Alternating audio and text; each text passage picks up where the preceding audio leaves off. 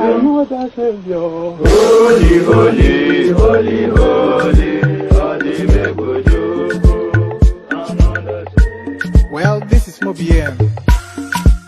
This is dedicated to the gallant heroes of the Nigerian Biafra War and IPO families all over the world. I remember the Nigerian Biafran War, in the thickness of the Biafra genocide. Hey, one man revived the vanishing hope to life.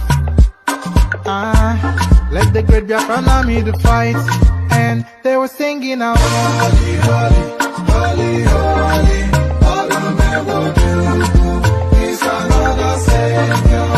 They were singing out, holy, holy, holy, holy, all the men will do is another Savior.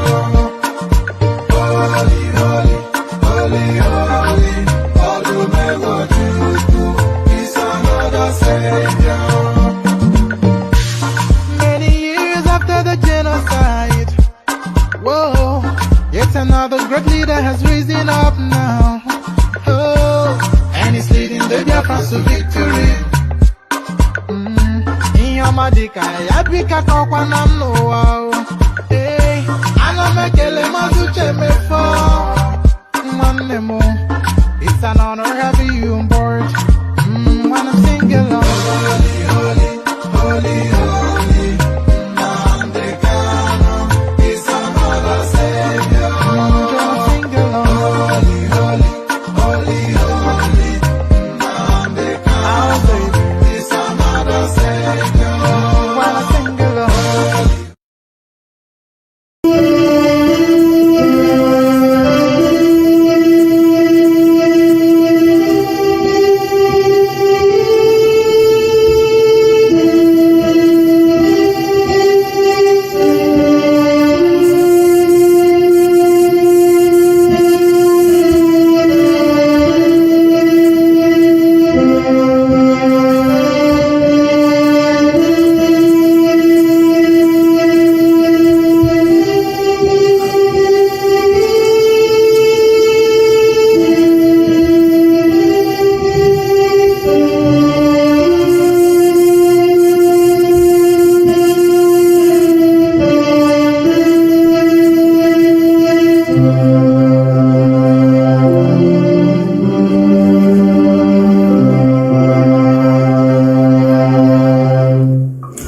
Good evening, wonderful people, great Biafrans, wherever you are on the face of this very planet, on this very day, the 10th day of May in the year of Elohim 2020. For some people, a Mothering Sunday. I welcome all our mothers, those who are celebrating, those who have remembered. On this very day, we shall say a special prayer for our mothers when the time is appropriate.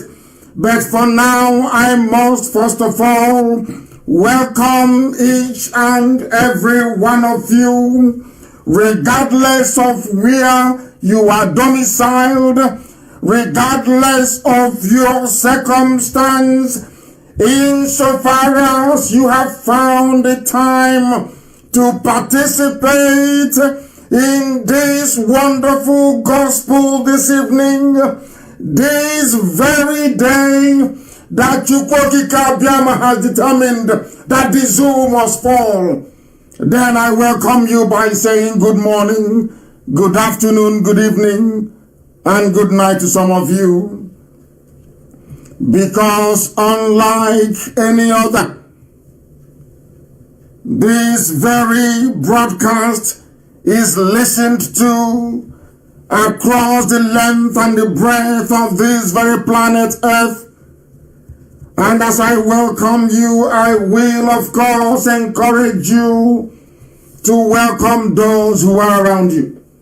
We are live and we are direct, and Elohim is bearing us witness as we do so.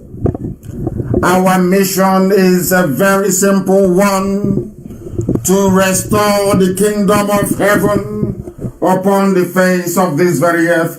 And that is precisely what we are going to do by sticking rigorously and uncompromisingly to the truth, by making sure that we remain whiter than white and whiter than snow, by ensuring that we shall always be without fear before our enemies, that we will help those who are unable to help themselves, and of course, be of courage and good conduct, that Elohim in heaven may love us. That is what we have come to do, and that is what we must accomplish. My name is Nnamdi Kanu. I am the leader of the indigenous people of Biafra, and by the very special grace of Elohim, a servant of the wonderful people of Biafra, I will dispense with protocol and proceed, of course, to our prayers this very evening, because we must pray that the zoo has collapsed is as a result of the grace of Elohim upon our lives. As Chukwokika promised us, and as was revealed to me in the year 2014, I was told that Buhari is the key to freedom. And I preached it on this very platform. And I said that this very dictator, this brutal, evil, wicked mass murderer is our passport to freedom. And today it has happened. The zoo has collapsed. It has collapsed completely and totally. There is nothing holding it. This evening I shall prove it to you.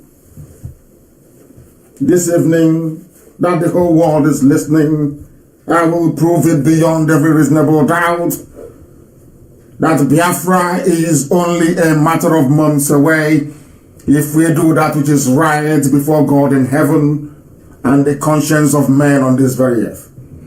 We must pray.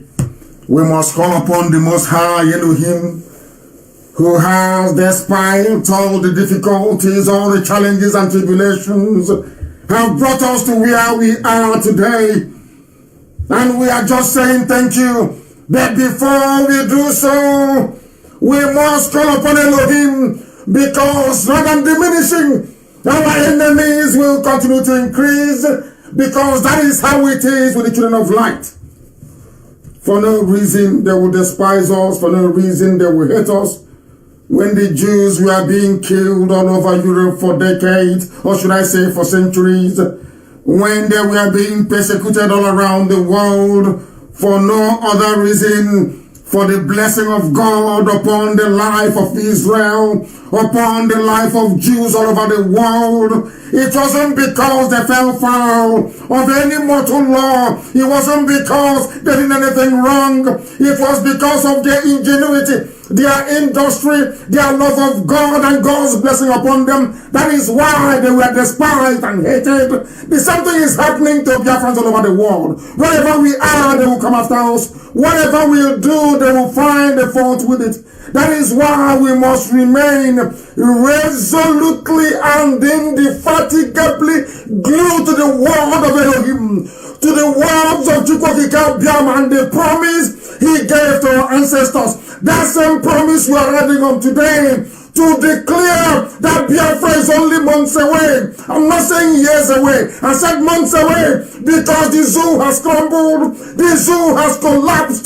All their intrigue, all their lies, all their deception have been unraveled, and the whole world is aware of it. That is why the zoo has collapsed. For the grace of Elohim, not anything that we have done. Man cannot take the glory that belongs to God. That is why we will praise him. That is why we shall adore him.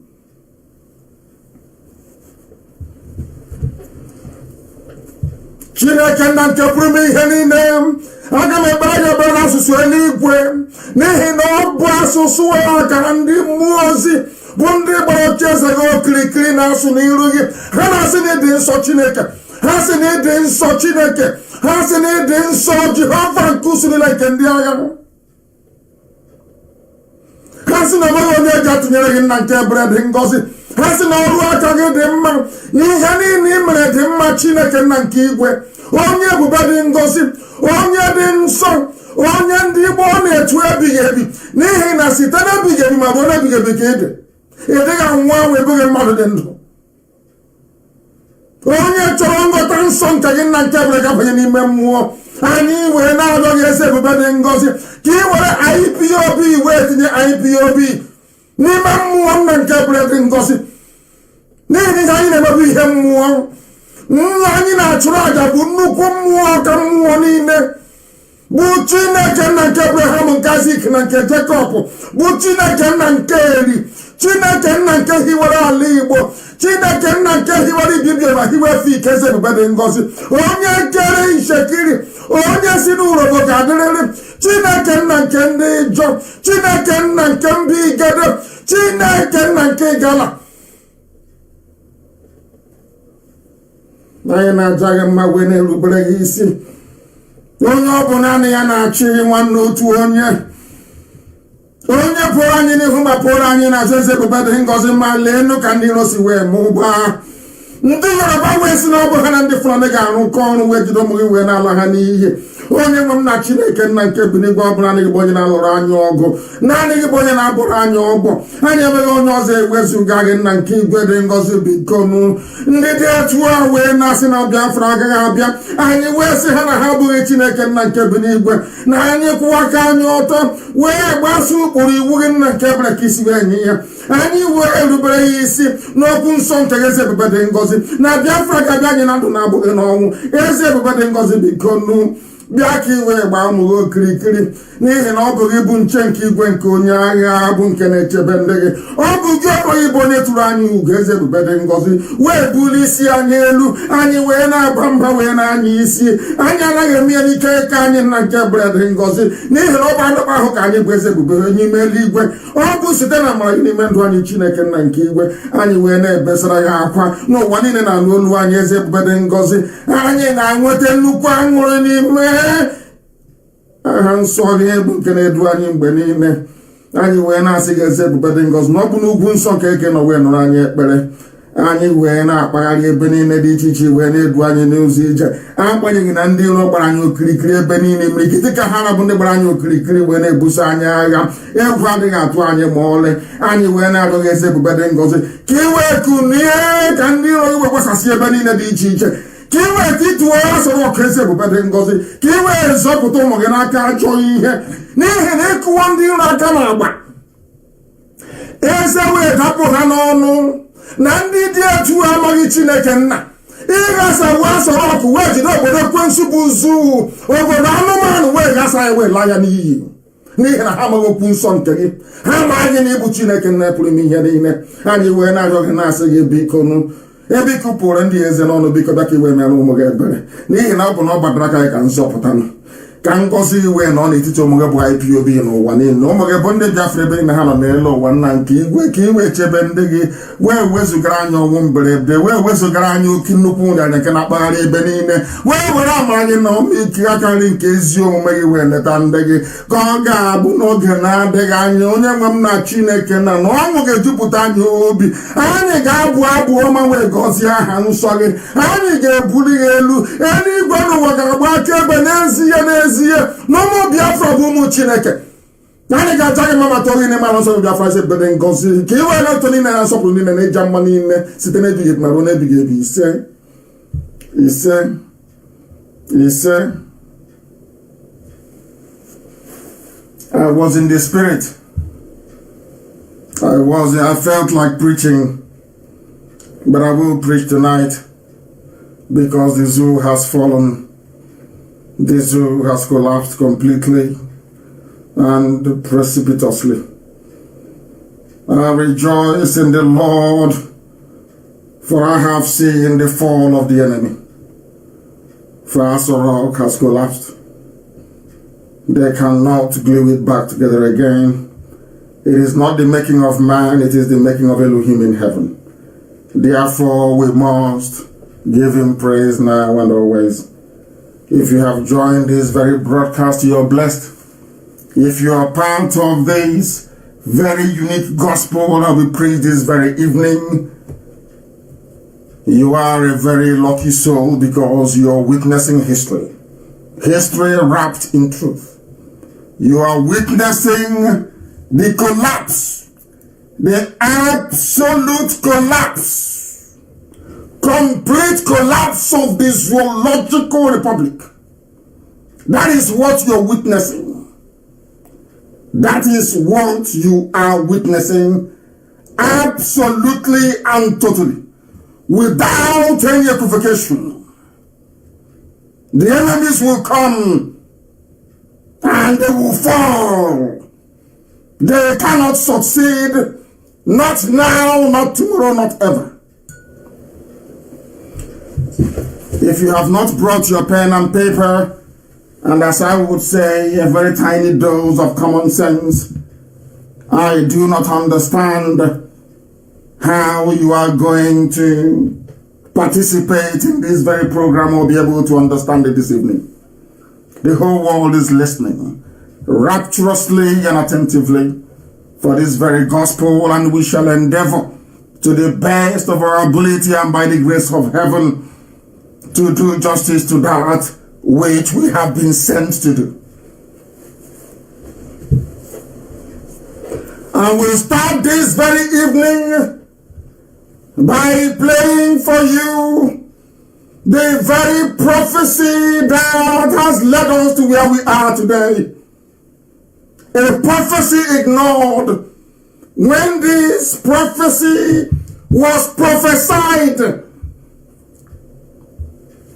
the forces of darkness rebelled against it. They called us all manner of names. They tried all they can and all they could within their powers to demoralize us. They tried to ridicule this very heavenly project. They tried to say that we were not sent by Elohim. They said that Biafra will not come in their time. But behold, Elohim said that I will crumble the zoo. He said we should go forth and preach this gospel without fear, that the zoo will fall.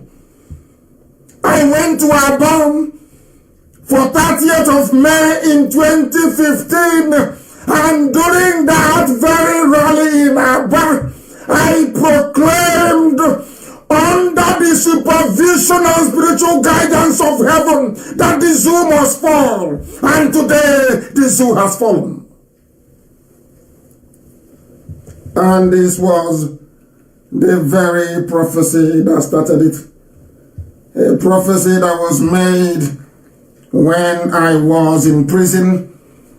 That same prophecy I'm going to play for the whole world to hear today, to bear witness to what we have to preach this evening. Witness, that you may know that we are led in spirit by instructions from heaven. That you may know. Listen very, very carefully. He's not an Igbo man. He is not. One of the very few genuine men of God, if there's anything like that. Listen to what he had to say. And I want you to situate this very prediction into the happenings of today. That if you had any doubts before that Chukwukika Biama, the God we worship, is with us, this evening you will be doubly convinced. Listen very carefully, please.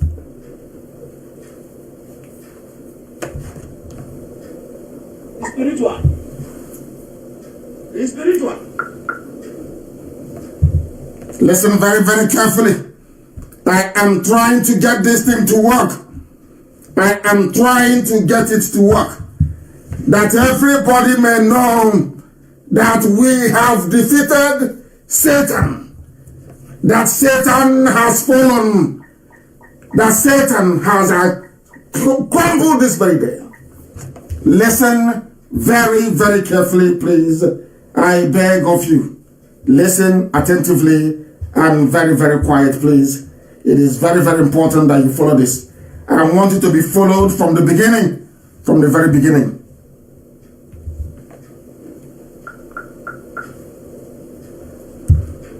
iPhone and iPad. Now we are trying to, this whole thing, iPhone. only heaven knows why it is behaving this way. I do not know what is happening to our system this evening, but I will try to play it direct from here. You fight an ideology. Listen. Ideology is like a spirit. You can fight an ideology. You can't use gun and bullet to stop an ideology. Are you listening? With an ideology, you engage it with wisdom. The only bullet that can kill an ideology is the bullet of knowledge. Wisdom. Wisdom. The only way, the only way to deal with the ideology is to go back to the founder of the ideology and reprogram the ideology and stand at the central processing unit of the ideology. Make sure it is rightfully corrected.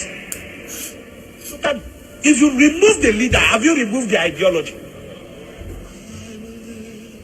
There are more crazy Nnamdi Kanu that will come up after Nnamdi. They are just hiding under him. The only way to kill this is not by gun and bullets. It's by engaging with proper dialogue, with knowledge and wisdom. This was years ago. This cry we are hearing here is not a cry of children, it's a cry of adults. Listen. The only way, I am not an advocate that Nigeria should separate, God forbid. No. But I'm saying the best way to handle this, listen to the cry of the children. Sit down. Everything is not gun and bullets. When you take the leader away, okay, take the leader away. The next, how many people are on the street? Do you know how many spirit of Biafra have entered people? Do you know how many? I'm a millions are carrying the spirit of Biafra. The spirit is everywhere. So if you kill the leader or you take the leader away, from you heaven, take the spirit from everybody. Ojukwu is not here, but Biafra is alive. It's an ideology. The man who started it has left. Before he left, he kept quiet and lived peacefully and left. But the generation that have come have picked it up, and it's even worse than his own now. Are you listening? And they are engaging it with an idea, with knowledge. With knowledge. We have come with knowledge. The best way to deal with this is not gun and bullet. It's not gun and bullet. When the revolution want to start, the revolutionists, the first thing they will do, they will pass the idea and impregnate their followers. The only way to stop it is to stop them before they impregnate the followers. Are you listening? When the followers are impregnated, that's all. All of them are carrying pregnancy. They will soon deliver to other children. If you have 2 million Biafra, you already have 4 million Biafra. Because they are selling the ideology. And now, I don't have a problem. But my own concern is that you don't take woman's life. The best way to do that, you engage them in the ideology. If you feel the ideology is not correct, you dialogue. You sit down with them. If dignifying them will make them feel important, then do that. Are you listening? He was preaching this in a church before his congregation. You Listen. can't be killing people and we're getting excited. No! Boko Haram is a terrorist group. Have you stopped them from killing? Are they not still killing? They're still killing. Did it start as a peaceful group? Yes. Are you listening to what he said? Boko Haram started as a peaceful group, peaceful movement. The reason why Boko Haram is violent today is because of Nigerian politicians and those that serve in their armed forces. Listen very carefully. That is the truth. We must continue. This very prophecy of this man, I want you to understand it before we go into the mop-up of the zoo. The zoo has fallen. Before we mop it up this evening. Was the ideology crazy? Yes. How do you engage it? Engage the leaders. And you see, some of these things are very spiritual. Are you following it? They are very spiritual. This is a Yoruba man. Spiritual. Very spiritual. See, something that can die within 15 days. it can stay there for 15 years. Are you listening? Because the way leaders are handling it. It is spiritual. The issue of Biafra is so simple. In the spirit. Is this what you want? Then confirm. Okay, let's do a referendum. Let's see how popular this your thing is. Referendum. Restructure Nigeria. Restructure, no. Referendum, no. Today the zoo has fallen. Make them feel important. As this man said it would. How did the unrest in Niger Delta died? Yaradua did dialogue. That's the best way. This thing, everything, gone, shoot. Let's crush them. Let's shoot. Nowhere. The world is too civilized. Look at America. Look at the way they abuse Trump and they say everything. The guy with those bands and tweet again. He tweets and continue his life. They abuse Trump every day. All Trump does is to tweet. In the zoo, they are jailing a 72-year-old man, 72, that he insulted a dead man, Buhari, who is dead and buried in a shallow grave in Saudi Arabia. The most powerful man in the world is Donald Trump. The seat of the US president is the most powerful throne on this very earth. You can insult him however you like. Yesterday, the governor of New York, Governor Kanu, was insulting Trump. Before that, the governor of California. Before that, the mayor of New York.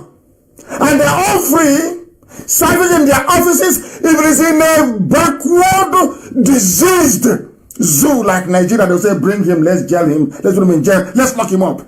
And all of you are clapping. When evil is happening, you're clapping. You don't know that that evil is coming straight at you. Let us listen to a genuine man of God. It's what you call civilization. Civilization. That is what we call. You can abuse me to hell, say whatever you want to say. It doesn't stop it. I am the president and I am the commander in charge of wherever you are. You abuse, but I'm still your president. These things are just simple maturity. Maturity. To fill a political office is not maturity. It's an appointment. Are you listening? I started talking about Biafra before this happened.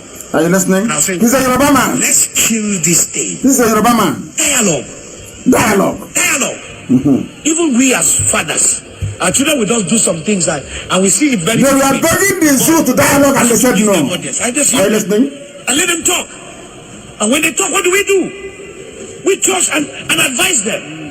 Sitting down at the table and talking. Even to take us to discuss for 1 month. For life not to be lost is more important than losing lives. If we have to engage Nnamdi Kanu and all the Biafra discussing, young man, what do you want? Let's do naivety in discussing than losing millions of souls. Discussion, dialogue will never kill anybody. Are you listening? Bullets will kill. Yes. Give Jesus a clap of it. Now you understand a genuine man of God preaching. I wanted to give you a background. Now understand where the zoo is from when this very man spoke. I said that Elohim would destroy the zoo and the zoo has fallen. We have trapped them inside that rock. As I'm speaking, be writing it down on a piece of paper so you can do your research later on. Right now, they are like caged animals within a zoo in Asorok. They are caged completely. What they have done with Osibajo, I have no idea. It is for the Yorubas to rise up and ask for their son. The same way Biafrans rose and asked for me when I was kidnapped, when I was abducted by the forces of the zoo. I don't know what is wrong with some people. When you say, go and find Osibajo, they take offense. I don't know why, but this evening we will tell you what Osibajo's disappearance portends for the collapse of the zoo. Because we have trapped them in Asorok. And as I go, I will mention the time so you understand it. The time now is precisely 7:30 p.m. in the land of Biafra. 7:30 p.m. in the evening in the land of Biafra. If you check your time now, it's exactly the same number of minutes Every clock in the world right now, it is at past. That's how you know we are live and we are direct. And that mankind is listening. Humanity is paying us homage today. We have trapped them inside us rock, the diseased remnant few of the cabal. They are trapped inside us rock, holding Osibajo hostage, live hostage. If he survived the COVID-19 attack, I have no idea, but they infected him. If he's alive, I do not know. But what I'm telling you this evening is pure gospel, that Nigeria has collapsed because there is no government. None whatsoever. What we have are janjaweed with AK-47 all over the place. In military uniform, army, police, customs, what they called again, civil defense. There is no more Nigeria. Nigeria is gone. Piece by piece this evening, we decimate the zoo. Complete this. Anytime I ask President Osibanjo, what are they going to tell you? The same response. The same thing they did when Buhari died. The same thing they did anytime they go missing. The same line. Photoshop after Photoshop. Edited video after edited video. Then the same line of explanation. Where is he? They always tell you that in accordance with the guidelines of NCDC, he has been observing social distancing, thereby limiting physical engagements. He has been working from his office, using teleconferencing to continue his official duties. He is working as the chairman of the Economic and Sustainability Committee, a committee so that every time you ask them, where is Osibajo, this is the answer you get. In the middle of a pandemic, now you have a listen, just common sense, only simple, tiny common. Listen very carefully. The elected vice president of the country is heading a subgroup, Economic and Sustainability Committee, whereas somebody who is an ordinary government appointee, a political appointee with no constitutionally recognized shelf life, he has no tenure, no life, can be sacked tomorrow morning, is the one leading the government's response in the midst of the worst crisis that can ever affect any country apart from war. This is even worse, because in war you see your enemies. Here you don't see anybody. I want you to reason very carefully. The person you claim you voted for as your vice president, who should be deputizing in the absence of the president, which is quite obvious, isn't it, is now heading a subcommittee, listen carefully, that reports to a man who was appointed only a few months ago. Now you understand it? Do you see that the zoo has fallen? That there is no president, no vice president, not even ordinary chief of staff. They have none. They cannot replace Abakari because there are 3 camps in Asorok. Aisha Buhari's camp, this camp that are loyal to Mama and Daura, and the camp, the remnants of those, the cabal that Abakari built. They know they are in trouble. That is why they are all fleeing. That is why they are all running, all of them. Asorok is empty. And this evening I can tell you categorically that the person running Nigeria as at this moment, if you know anybody that has access to Asorok, you ask them. The person running Nigeria right now and dishing out contracts is Aisha Buhari. This very night, this very minute.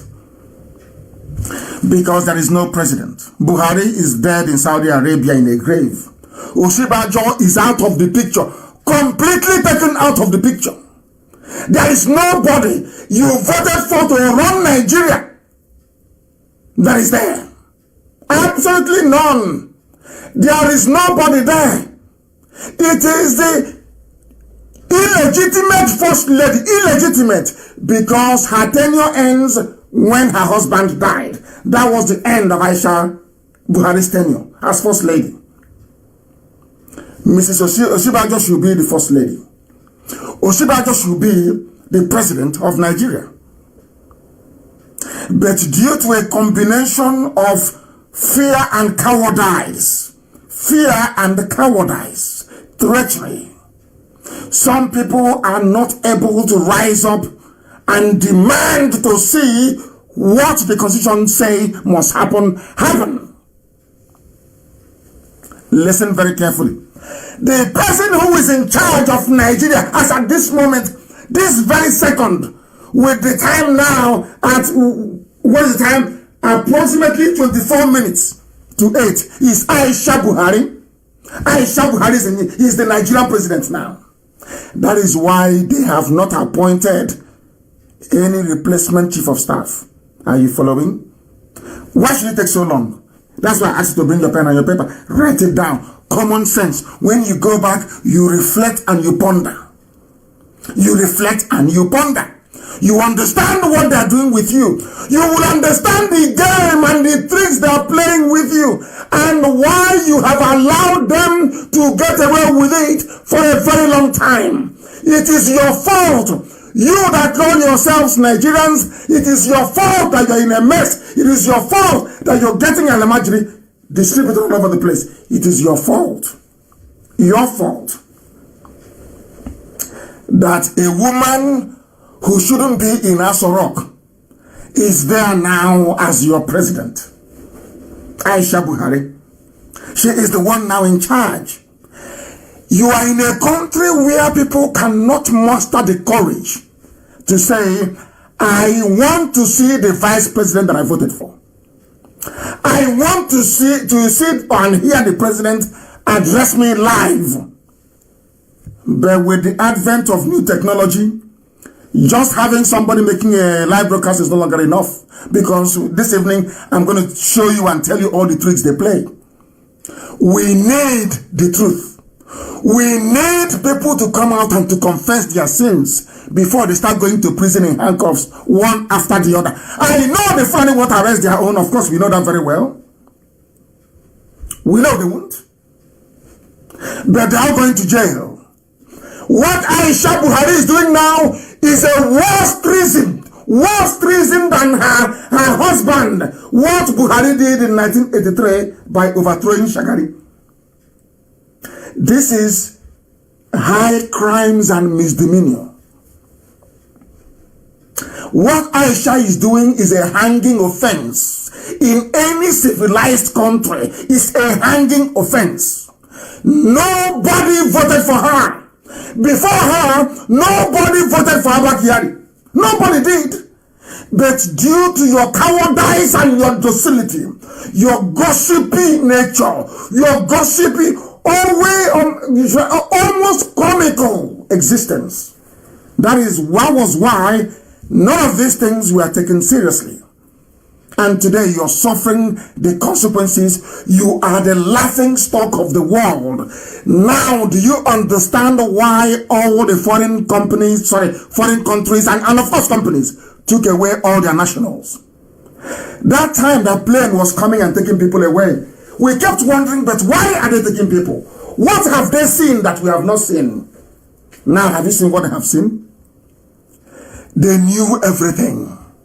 As soon as the cabal decided to render Osibajo impotent, you know what they did?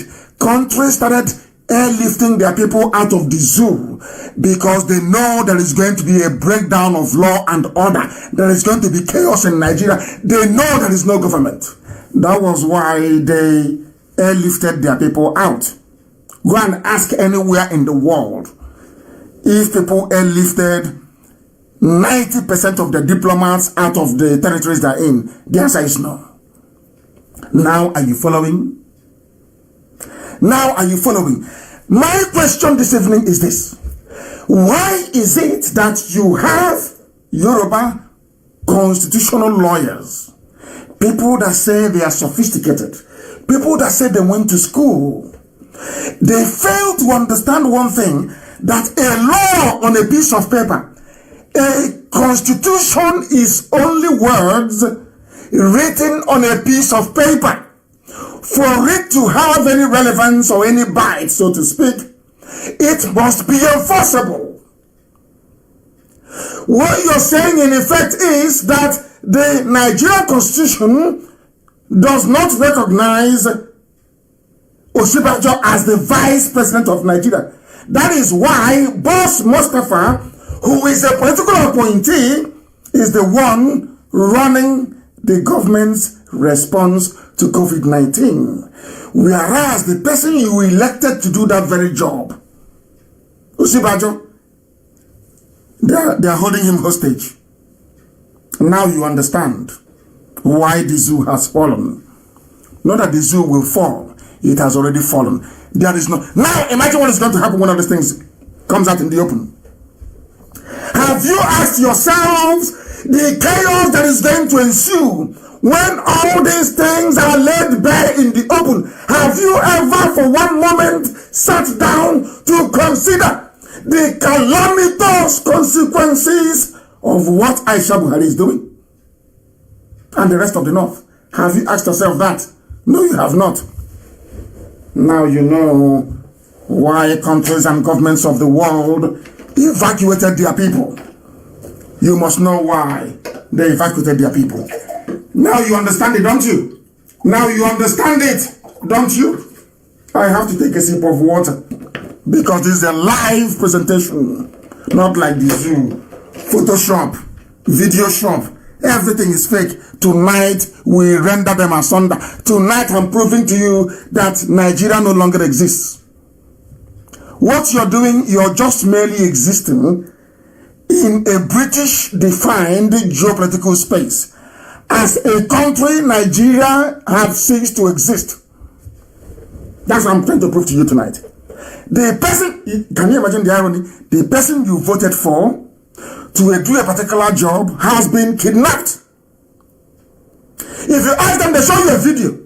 The world has advanced. People can do anything with, as I'll demonstrate to you tonight, people can do whatever they like with videos these days and pictures. It's irrelevant. People want to see, feel, and touch Osinbajo because you people are liars. That was why you brought in the Chinese, as I knew. That's why they came. Not just to test vaccine on us. Not just because of all the assets they are stripping and taking back to China. You brought them in to bring the new generation of deep fake videos and photoshopping techniques. But as I said, we have everything. We have everything. So you're wasting your time. The sooner you come clean, the better.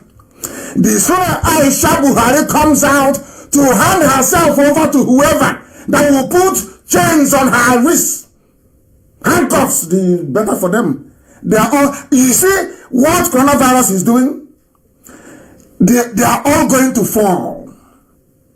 They better go and start committing suicide. Because no matter how stupid and how hopeless zoo people are, those who use tissue paper, Nigerians, they will not forgive them for this. They will never ever forgive them for this. They have now gotten into a lot of trouble, haven't they?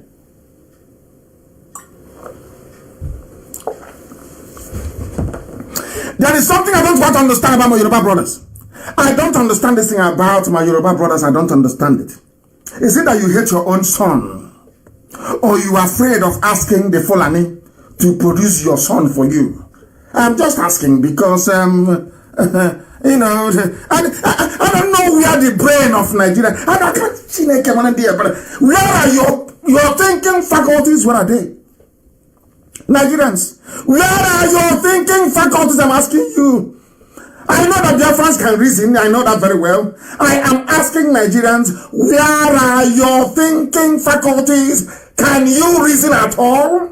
Now listen, this is a very important news being carried by Tinubu's newspaper, The Nation. In a country that practices democracy, where they claim the president is alive, where they claim the vice is alive, of course we know that contrary is the case. Look at the headline, Aso Villa, and they are saying it with pride. These are people that claim they are educated. These are people that claim they are enlightened. These are people that claim sophistication. These are people that claim to be, these are people that claim that the elite. I want to read a headline for you. I don't even know if people actually read these things and digest. I don't know if people just read and do they actually assimilate and digest what they're reading. Assault Villa is the headline. A new force tries to dismantle the cabal. A new force is now positioning themselves inside House Rock to take over from the cabal of Abba Kyari. Can you, whereas you have a vice president? Hey, ROM, man. Hey, democracy in Nigeria, unbelievable. Can you? I want to read it for you. They said a fresh power play is covertly in place in the presidential villa, with a new force trying to dismantle the hitherto powerful cell, otherwise called the cabal. Since the illness and eventual death of the late chief of staff, Malam Abba Kyari, it has been difficult for some members of the cabal. Are you people following? Are you listening? The chief of staff died, so they led us to believe, Abba Kyari. And upon his death, there is a new power tussle inside that rock. Not that the president died, no. They claim he's alive somewhere. Ordinary chief of staff died, and they say there is a power tussle, that the cabal has been weakened. Can you believe such garbage coming from a national newspaper?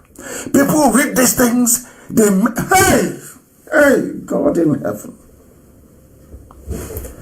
Hey, I want to read for you, please, so people can understand the man. I want to let you know that from the news coming from your own Nigeria, I want to use the same news to prove to you that you have no government. I want to use the same news to prove to you that your country doesn't exist. You only exist on paper, maybe on tissue paper, or a used one for that matter. I don't know. Besides I'm reading from Nation newspaper. Besides the redeployment of the permanent secretary of the State House, Mr. Jalal Arabi, the access accreditation tag of the prominent member and name withheld was withdrawn to enable the power broker apply as a visitor. All these things are happening. Hey, give me here. All these things. Imagine now, for instance, the chief of staff to Trump dies, and you hear maybe Washington Post or Wall Street Journal say there is a new power tussle inside White House. That inside that because of that power tussle going on, that somebody who was a very close ally of Donald Trump will now have to go and apply as a visitor to come to White House because listen to this, because Donald Trump's chief of staff is now dead. Does that make sense to you? Does that make sense to anybody? Does that make sense to anybody? I'm asking you.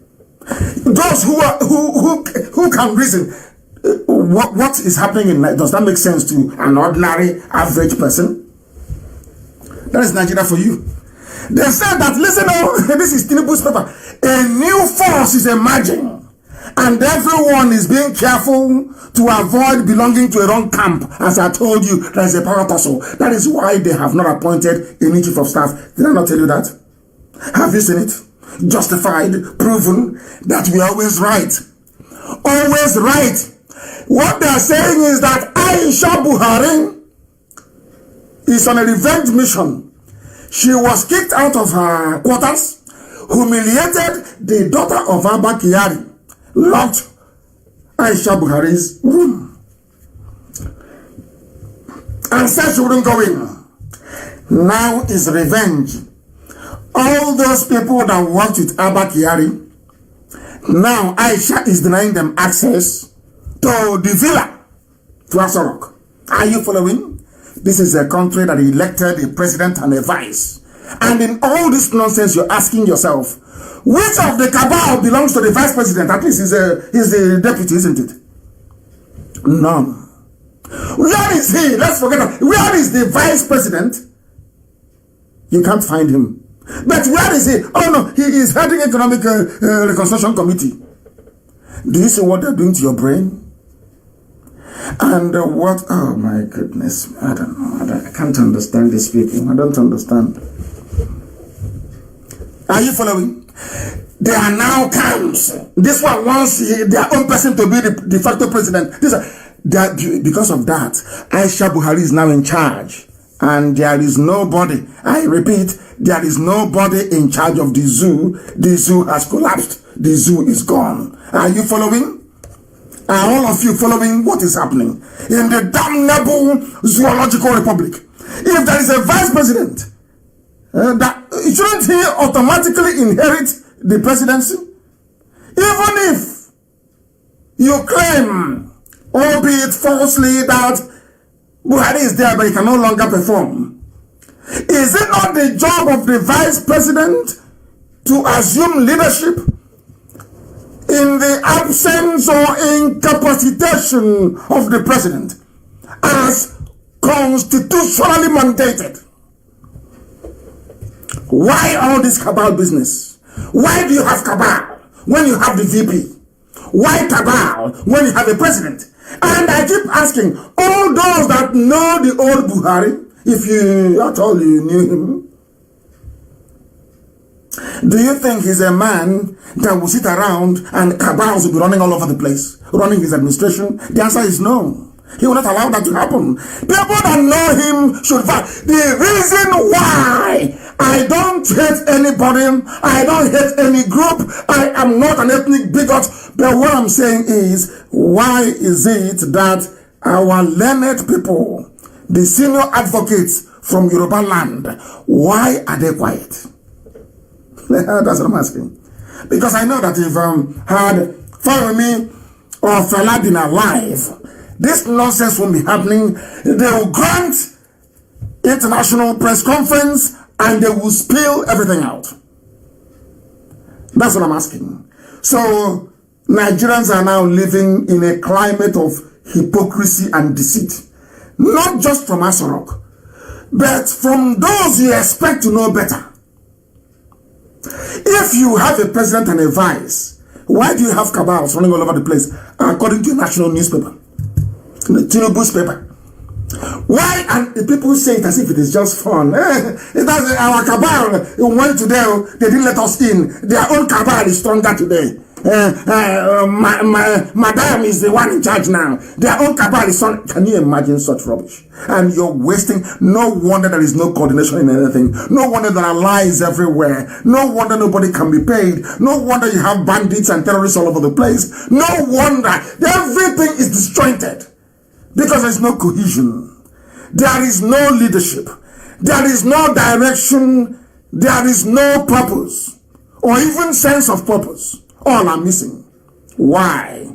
Because they lied to themselves. They deceived all of you. They used fake videos and fake photos to be deceiving you since 2017. And people are thinking to themselves, my Yoruba brothers are thinking, oh, maybe because you're looking for Biafra. If you are looking for Nigeria, we would have supported you. What you're saying is the truth, but we can't support you because you want to break Nigeria. If you break Nigeria now, we will be left alone with only the Fulani, and one day they'll just come and pick us up one after the other. That's their fear. But I'm saying we are here. We can't allow Fulani to invade Yoruba land. It's not going to happen. But you must stand on the side of the truth. Always. That's all we are saying. We used to have our own portion of the flavors. You have them in Biafra land all over the place. But we have not allowed them to come up because they are evil and we know them. That is a position that our brethren in the West must aspire to. I want all of us to be free. I want everybody to be free. Middle Belt, the West, the East. There's everywhere to be free. Then people can decide what they wish to do with their lives. What is happening now in the zoo is a travesty. It is a shame. It is a disgrace. You have no government. Absolutely none. Every day they bring out an ordinary secretary to the government. Not even the Senate president. Not even the House Speaker. And all of you are quiet.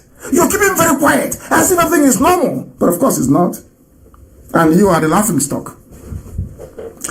Aisha is now firmly in charge. There are not some shameless, sycophantic Igbo men will go there, even as they knelt down before Tinubu asking for governorship of Enugu State and asking to be made the vice president of the zoo. I'm sure some of them will even run shamelessly to go and kneel before Aisha and be begging for contract. Usually when they go with the CVs of their children to say, can you make my son or my daughter something or give them an appointment somewhere. As I said, from their mistakes we shall judge them. From their mistakes, we shall judge them. And that's what we are doing.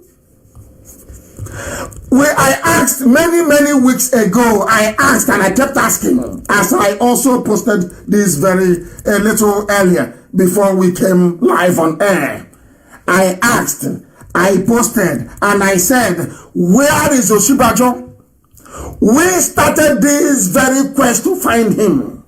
And yesterday night, their presidency, not president, what you have is presidency. Very soon you will have vice presidency. It is a joke. An absolute and complete joke. Now I want you to understand this. Presidency is now telling people to ignore what Nnamdi Kanu is saying. Ignore everybody asking after a fellow human being. We are asking out of concern.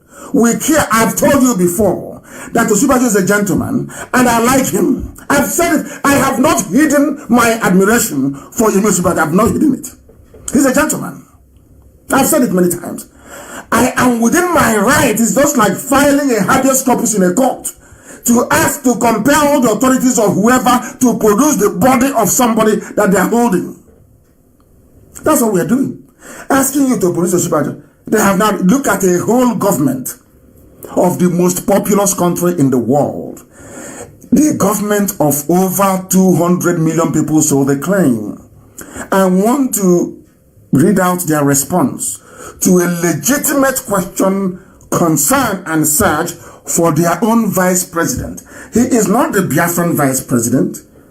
He is the Nigerian vice. We are asking them. We are helping them to find their own. Isn't it very ironic?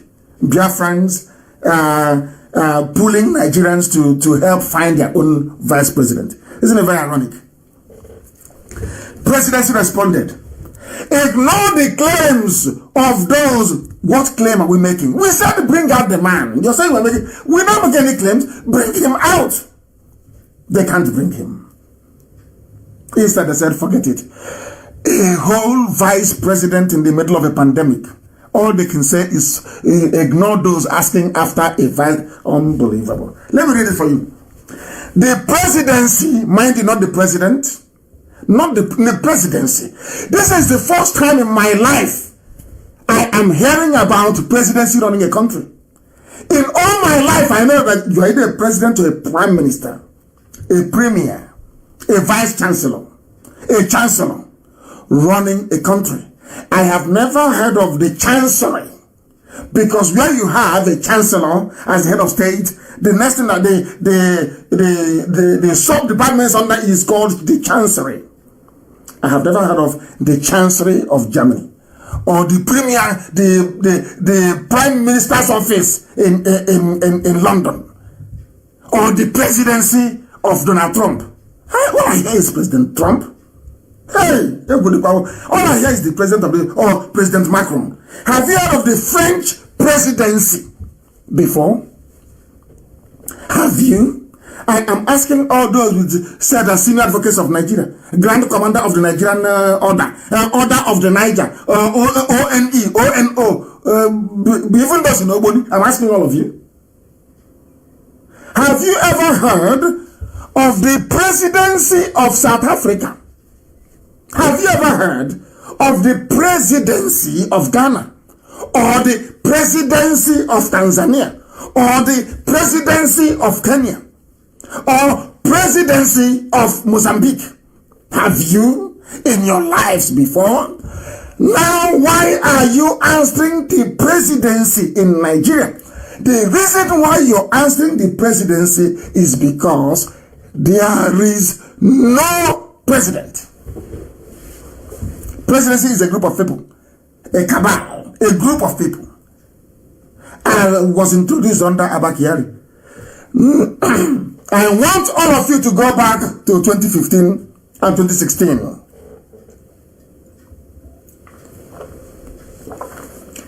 It's an assignment. Write it down on a piece of paper. Go back to 2013, 2014, 2015. Go back from Obasanjo's time. Go through every statement issued, every publication issued, and count how many times under Obasanjo, under Yar'Adua, under Jonathan, that the word presidency was used to describe the Nigerian president. Go and ask, go and check. This fashion of presidency only came in with these people. It came with them. The presidency on Saturday urged Nigerians to ignore claims on the whereabouts of President Muhammadu Buhari and the vice. So the president, God. Instead of bringing them out to come and do a live interview, to say we are live, as Obasanjo did, when Obasanjo famously said, I did Kankpe, have you all forgotten? Obasanjo said, I did Kankpe, to make you understand is him. Now, in the case of Nigeria, with Buhari dead, and Osinbajo kidnapped, missing,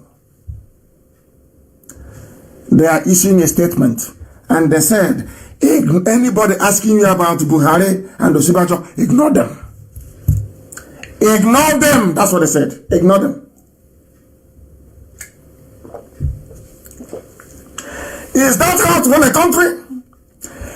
If Buhari were to be alive, will you ask people to ignore those asking for him? He will come out and he will speak for himself. Why are you asking people to ignore us? Because you know we are speaking the truth. You know that all of you are in trouble. Aisha Buhari knows that she is in trouble. All of you know, don't you? You know you're in a mess. You know you're all going to prison. All of you are going to jail. No country will accept you. What you have done is unpardonable. Aisha Buhari and all those who are in Asorok now, your failure to tell the world, to speak the truth, that a democratically elected president is there, is a coup against the people. That's what you've done. Aisha Buhari, what you have done is a coup against the people. Your husband, when he was alive, did a coup against a government. What you have done is a coup against the people. Somebody said, even if I tell zoo people from now to 20 years that they cannot understand or do anything.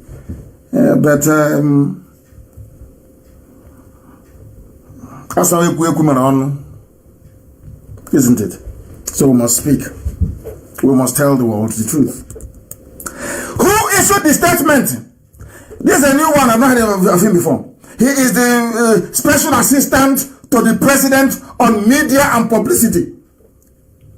Special assistant to the president on media and publicity. Office of the vice president, Laolu Akonde. Another forger, another scammer.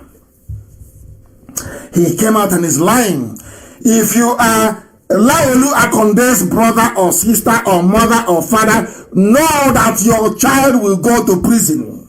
Do you know why? He has actually roped himself in by coming out to defend what is in essence indefensible. Indefensible. Instead of them to get their so-called, bring him out now. I told you I will cage you. I told them, have you forgotten my program? I said it. By the time I finish with Asorok, that thing there will not come outside. That's what I said. I will cage him inside there. What is happening today? He is caged. Can't go anywhere. He's now looking for a way to run away. And they've told him you're not going anywhere. He's in trouble with the rest of the zoo. All in trouble. When you are, has anyone actually negotiated before with kidnappers? Have you watched any movie? about kidnappers, the way they behave. When they kidnap somebody and you ask, don't ask about that person. Wait for our call. Is that how it works? Once you have kidnappers now, they kidnap somebody, you try to contact them, or you have the families looking for that very person, the kidnappers themselves will tell you, don't worry, don't call us, we'll call you. Is that how they work? That's what they're saying in Asrock. That means that all is not well. Oh. Write it down. The time now is almost 6 minutes past 8 p.m. in Biafra. Write it down. Osibajo is in very serious mess, in big trouble.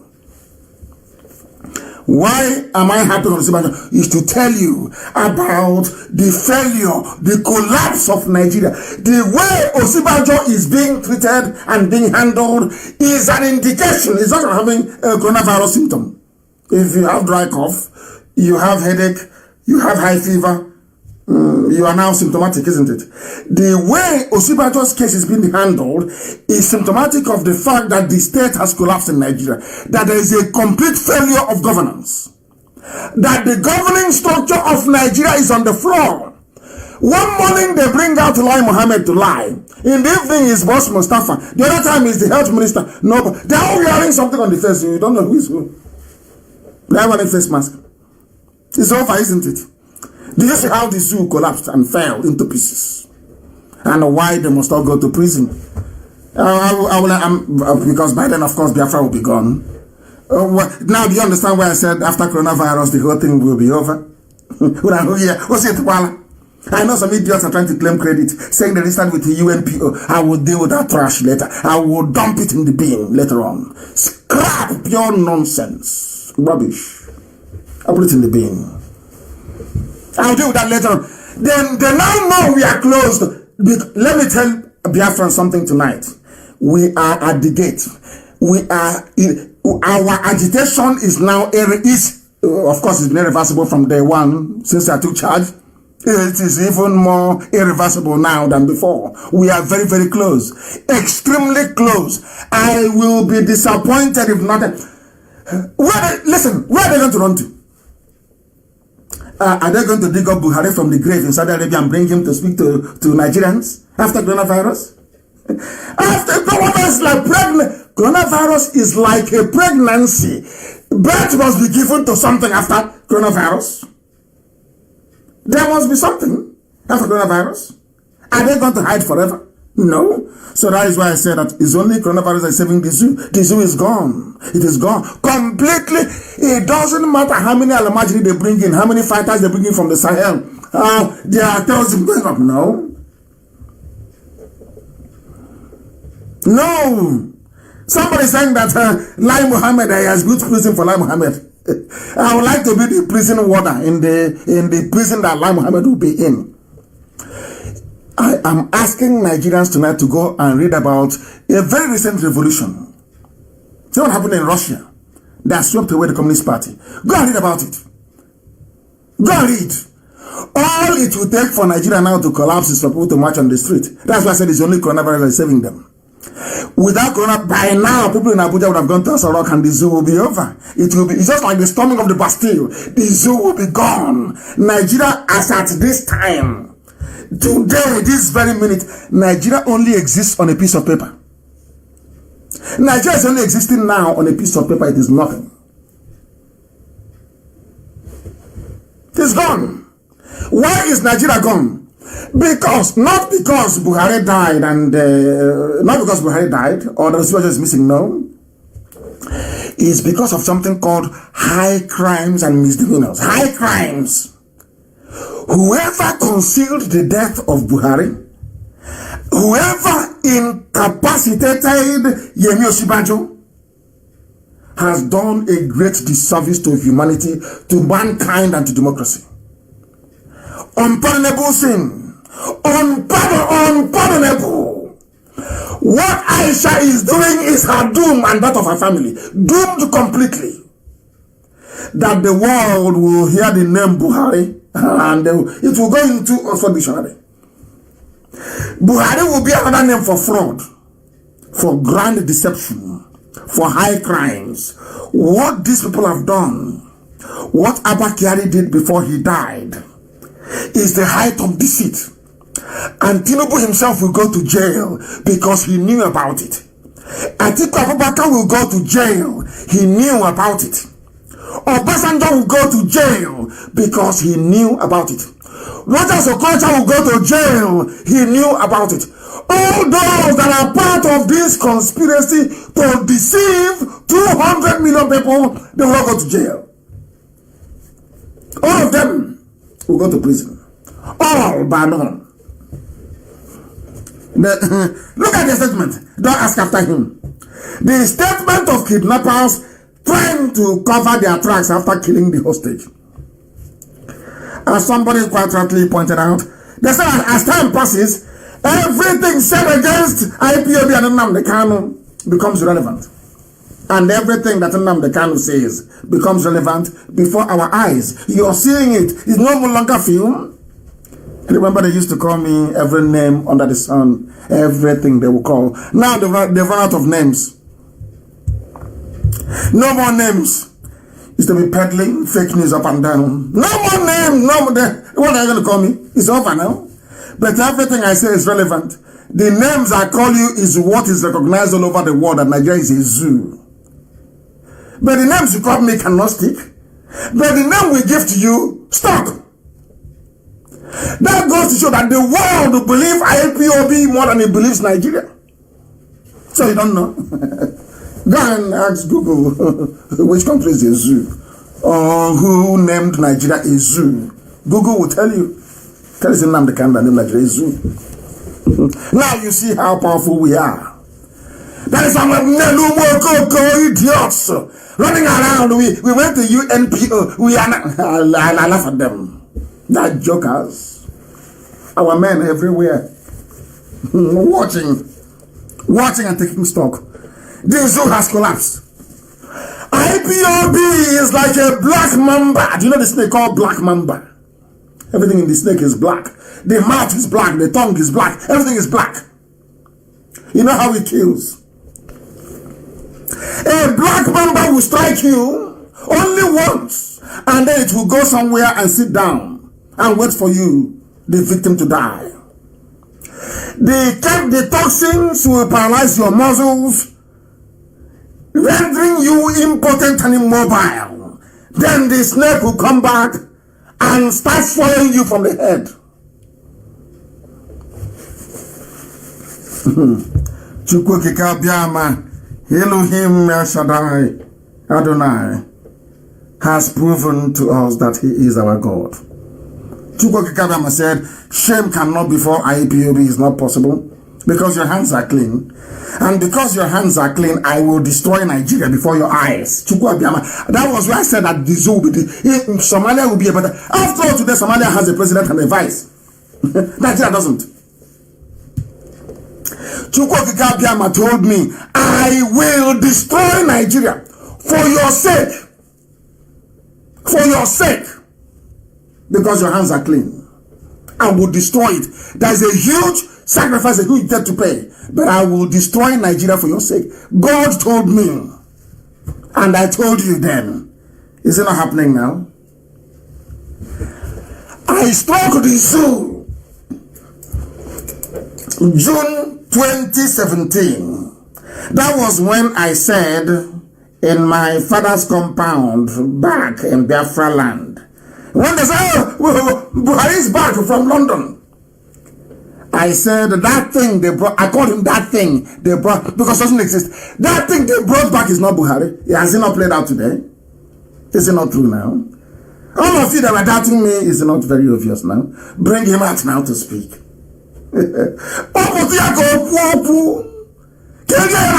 He cannot speak. Like a lizard, you open your mouth, no words can come out. We have caged them. Complete caging. They can't move. Total paralysis. We are not able to swallow them. I injected this poison of truth in June 27. It has taken them over 2 years to die. A simple injection. What killed the zoo is very simple, very tiny. Truth. Simple truth I spoke.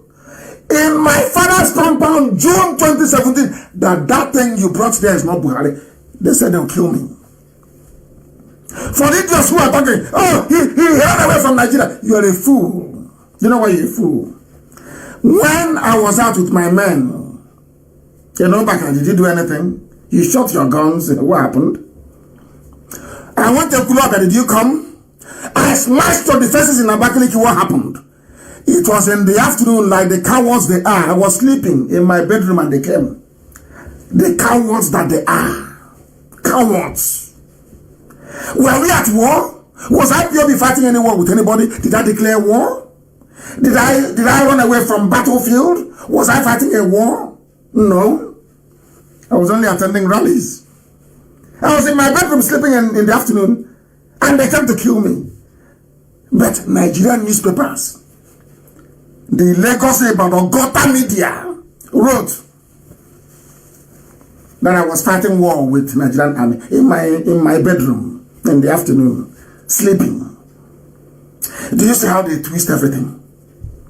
They have met their match in IPOB. They have now met their match, haven't they? Which country is Zoo? The country called Zoo is Nigeria. It's in Google. Go and check it. Do you think the world that they are stupid? You don't have the videos? Was I at war with Nigeria? Was I fighting war with anybody? You came to my house to kill me. Because I told you then, in June of 2017, that thing there is not Buhari. Buhari is dead in Saudi Arabia. I told you the very simple truth. What is happening today? I am justified, am I not? And they said he ran away from battle, from fight. I was in my bedroom sleep, having an afternoon nap. If you are fighting, why didn't you warn me to say you're coming? You should have told me. On so and so they come to Abuja. I was to take 2 million men to Abuja to collapse it. And the cowards they are. Instead of them to wait for me to come to Abuja to arrest me in Abuja, if they had the guts, they sneaked in the afternoon to try to assassinate me in the afternoon in broad daylight. And I'm asking all the idiots, their eras, all those janjaweed, and those who are upset because I told them the truth about Awolowo. Awolowo was a thief and a mass murderer. A thief and a mass murderer. A thief and a mass murderer. Not talking rubbish. Did Nigeria invite me to war? We are at war. Was it recorded anywhere that Biafra was at war with anyone? That is how you are. That is why you don't have a president you don't even know. No vice. It doesn't affect you. You're waiting for 2023. Mad people everywhere. Mad. And after they mess you up, you wait for 2027. That's your life. Counting for 4 years. Like somebody who's in prison. Every 4 years. Every 4 years. Mad zoo people everywhere. Mad and insane. Used tissue paper all over the place. Mad people. It took this venom over 2 years. Or should I say nearly 3 years to take effect. 17, 18, 19, 20. 3 years. What are you doing? Every time you see Buhari, every time you talk about Buhari, talk about something. Do you see how foolish you are? What do you know? If it was the will of God that you should be on this seat that I'm occupying, God would have called you. You would have been chosen, but you were not chosen. Because you cannot see the things that we can see. And I said to Biafrans, we remain on this topic. You see, Jubril, we remain on it. Come hell, come high water. No matter their distraction, we remain on this topic. Because that is the key.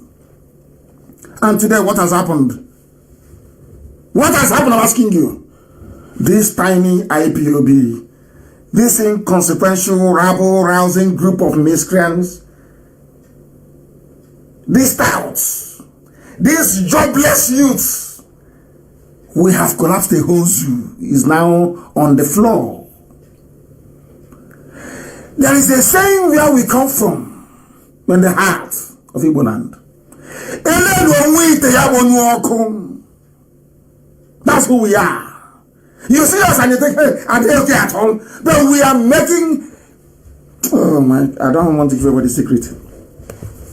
Before another idiot will run to OAU or say AU and register with the person selling a recharge card on the street and come and say that they have been recognized by AU. You know, you go to AU and you buy a recharge card from the person on the underneath the mango tree. You come out and you say you are now a member of AU. Mad people everywhere, they want to steal glory. That doesn't, everything will kill them. Now I want to show the whole world the American wonder they have been doing with you. I want to prove, because after watching this tonight, I posed a quiz yesterday and I put up a picture I got from a video on 4 pictures of the former US President Barack Obama, who was of course an absolute failure. And I asked people who are intelligent, graduates, everybody, I asked them, tell me or show me which one is the real Barack Obama. And honestly speaking, I don't blame them. 98% of them got it wrong.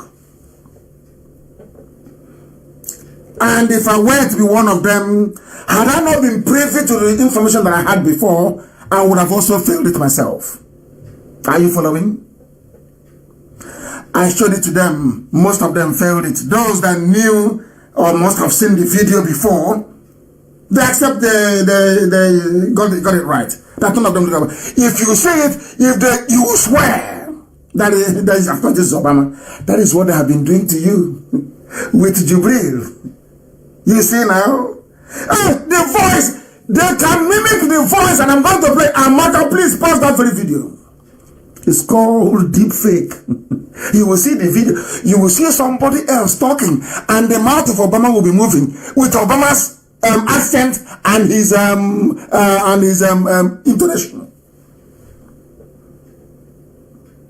All those people that I was telling my very educated friends that I said, yeah, but his voice sounds like Buhari's voice, so I want to show you how they did it. Anybody can do it. If I want to be, as I told you before, if I want to be Peter Edochie, I can be. You can see me in Peter Edochie's films. I'll be here doing this broadcast, and you will see me as Peter Edochie in a Nollywood movie. It's all possible now. And that was what Abba Kyari was using to deceive all of you. 200 million people left deceived and confused. This is the type of treachery that an IRAS that graduated with nothing from university. Because Loreto Noche, the ex-sex trafficker, will give you 3,000 every week. You come and you attack Nnamdi, Kanu, you talk rubbish. Have you seen how foolish you are? And Maga, play that very video. I'm going to play it here as well. For them to see. For you to see what I've been doing with you. And I want you to listen to the voice of Barack Obama. Listen to his voice. Listen to the voice of Barack Obama this night and tell me if you would have recognized that it was fake. If not, I'm now telling you that it's fake. I want to play, in fact, should I play a trick on you? I should I play the voice and then ask you to tell me if that is Obama or not? But now I've told you that is fake. I want people to understand what is going on around the world. That you need to keep abreast of information technology and artificial intelligence. These are the things people do not know. These are the things they don't teach you about. This is what Lai Mohammed has been doing. Oh, have you not seen the president? He spoke yesterday. Now you know the reason why. Now you know the reason why they don't do live interviews. You know the reason why they cannot pull their faces anymore in public? Do you see? Hey, Zoo alumni with their deceit and falsehood. I told you, after tonight, the Zoo, bye-bye Zoo. You just can't wait for them to call us for a meeting to tell us those who agree to go with us and where the boundaries will be. That's what I'm waiting for. What else is in the zoo? Let me see the government of the world that will support that nonsense. I want to see the government of the world, any government anywhere that will support what Aisha is doing. I want to see that government. They can hide all their life, try to do their mago, their tricks always. It's better to be together. Buhari's government, not Buhari's government. Where is Buhari? I don't want to hear presidency. Where is Oshibanjo as the vice president? What is the meaning of presidency? What is that all about? Presidency. I am going to play it for you, for the whole world to hear. I want you to hear the voice of Obama, the ex-US president. Listen very carefully, because the whole world is listening. Listen. Listen. Listen carefully, please. Look at these images. Now, tell me which Obama here is real. To help families refinance their homes, to invest in things like high-tech manufacturing, clean energy, and the infrastructure that creates good new jobs. Anyone? The answer is none of them. Are you listening? That voice you heard is not the voice of Obama, but it sounds exactly like him. Are you listening? Are you following? So when an idiot tells you, oh, but I heard the voice sounds like Buhari. Do you see how they do it? I might have published the video, let them see it.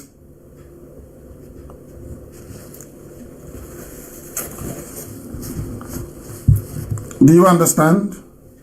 We teach the zoo what they're ashamed now. Nigerians are ashamed. You know, they don't like, especially coming from Biafrans. They will say, you people, you think you're special. You think you know everything.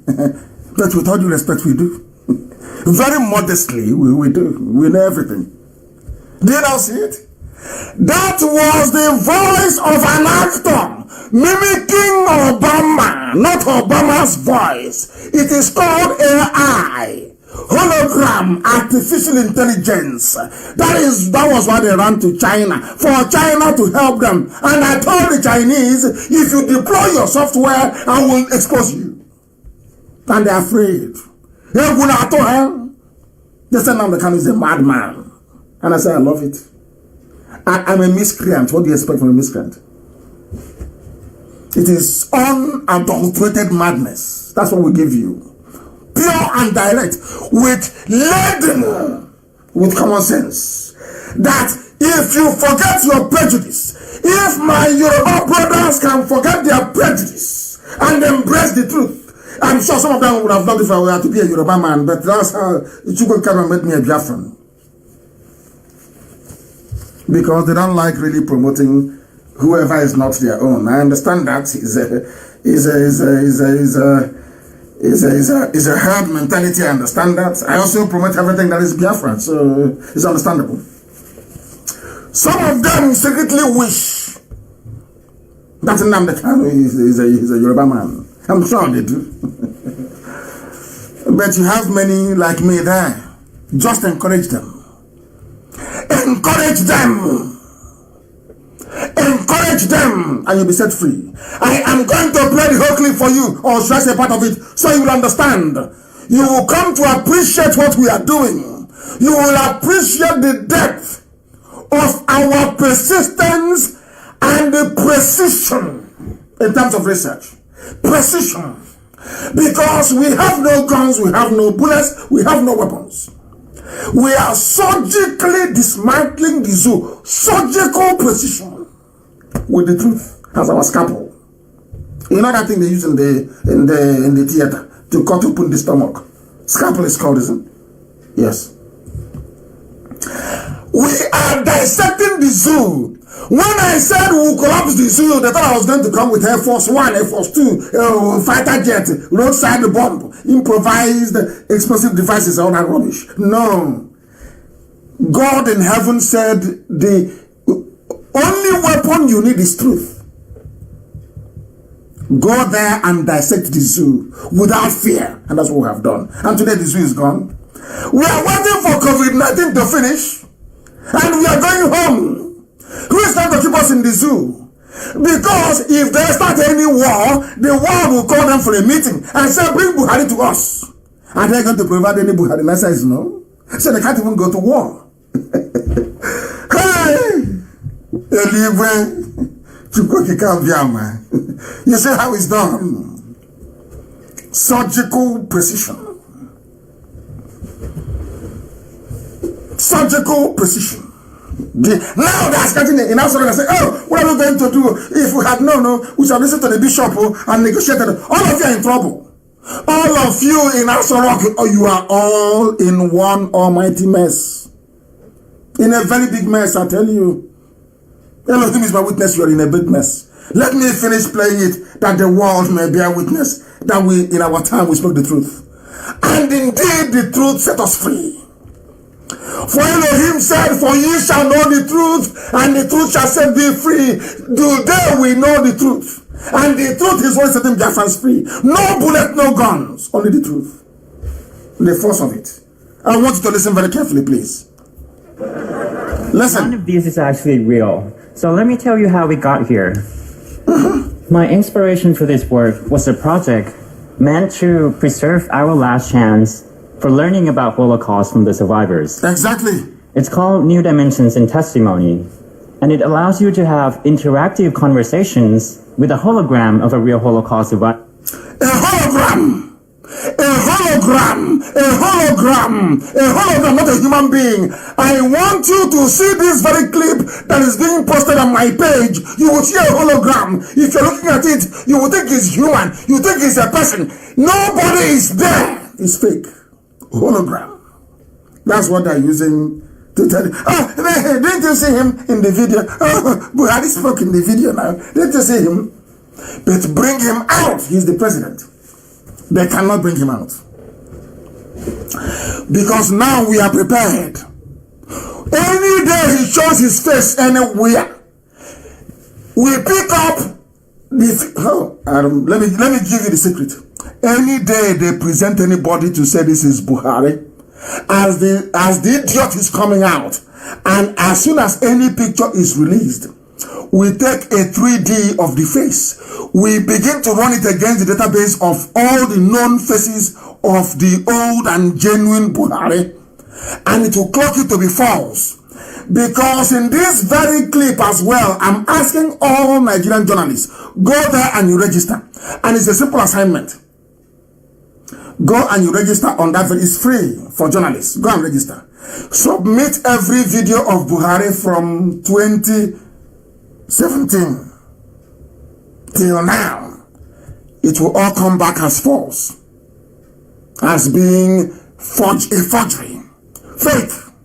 Don't try it. That is when you will come and you will bring your machete, your guns and your bullets, your training on IPOB in the east. You will go to Abuja and finish it on those of them who are in Nasarok. They've been lying to you. They have been deceiving you. A hologram, not a human being. But I'm telling you, if you see it, you will swear it is a human being. I'm going to break it down. Of a real Holocaust survivor. Yes. How did you survive the Holocaust? How did I survive? I survived, I believe, because Providence watched over me. Can you believe that the man saying this thing is not there? You can see him in the video, his mouth is moving, but he is not there. Hologram. Artificial intelligence. Artificial intelligence. Are you listening? I am asking Lai Mohammed, are you? Of course he is listening. They all listen. Are you listening? Do you see how we got the zoo? Do you see how the zoo ended? And they gave them Biafra. That is how our children will read about it in school. A truth that was spoken June 2017. That truth matured in 3 years. And is the basis for the collapse of the zoo. Nothing else. I know that the writers will change it. Oh, We are telling you, from that innocuous announcement I made in June in my father's compound in my home, when I said that thing is not Buhari, that is what is bringing Nigeria to an end in 2020. It is over. It is over. Hey! It is over for them. They are going crazy. They are going crazy. Recorded in a studio. Yet, the effect is astounding. You feel so connected to his story, and it was recorded in a studio, and the effects was astounding. Fake, but the man is not there. Fake, that's what they've been doing to you. So it's gone, completely gone, done and dusted. It's gone. And to him as a person. Let's continue. I think there's something special about human interaction that makes it much more profound and personal than what books or lectures or movies could ever teach us. So I saw this and began to wonder, can we create a model like this for anyone? A model that looks, talks, and acts just like them. Are you listening? Can we create somebody? Let me see, pick a name here. There is somebody called Eve Louis, or is it Lois? I don't know. Omem Majidofo. I can copy Omem Majidofo and put him somewhere. And I'll be talking to him. In my living room, I'll be talking to him. You'll be seeing him, his hologram. That's what they're saying. Anybody anywhere in the world can be reproduced. That is what they are doing to 200 million people. That is how they have wrecked your brain, because they know you are dumb. They know you are stupid. They know you're a zoo animal. They know you are never tenacious. They know you don't have any longevity. They know once you pursue a particular line of thought that you will not last long. That was why they managed to deceive you for 3 years. They have been lying to you. They have been stealing all the money. All of it, including the Abacha loot, everything before your eyes. If you talk too much, they bring recorded clip and play it for you on NTA and say it is live. And I don't even know why people have not sued Channels Television and NTA. They should be taken to court for peddling falsehood. That is how you get the world to know that the zoo is in a deep mess, isn't it? I don't know why they've not been taken to court. I don't know why. I don't know why. They are crying now. They are crying every day. Hey, they have finished also because you people are a bunch of liars and deceivers. A bunch of cowards. Cowards to the core. All you do is you gossip with your 3K from Loretta Noche. That's all you do. You never face facts. Ask yourselves this question. Where is Oshibajo? You can't find him. Bring out Buhari if he's there. You can't find him. That is why Aso Rock is empty. And that is why Biafra has come. I'm just waiting for coronavirus to finish. Who is going to defend them? They will squirm, they will hide. And the more they hide, the more difficult it's going to be for them. Now is the only opportunity they have, either to board the nearest private jet and run away, or to say, take your trouble, take your wahala and go. You Biafra, go, just go. Because I know that the Yorubas will defend the Fulanis of East Natural. It's always been that way. They'll defend them. So they can be in one Nigeria together. Allow us to go. We are going. Anyway, I'll make a very important announcement later on. Let's listen to this. It's very, very critical that we educate the people. So I set out to see if this could be done, and eventually came up with a new solution that can build a model of a person using nothing but these existing photos and videos of a person. All we need to do is to use existing videos of somebody. Just existing videos, that's all. And we model you. We put on your favorite clothing, anything you want. That's what I'm saying. It's only coronavirus that is stopping us.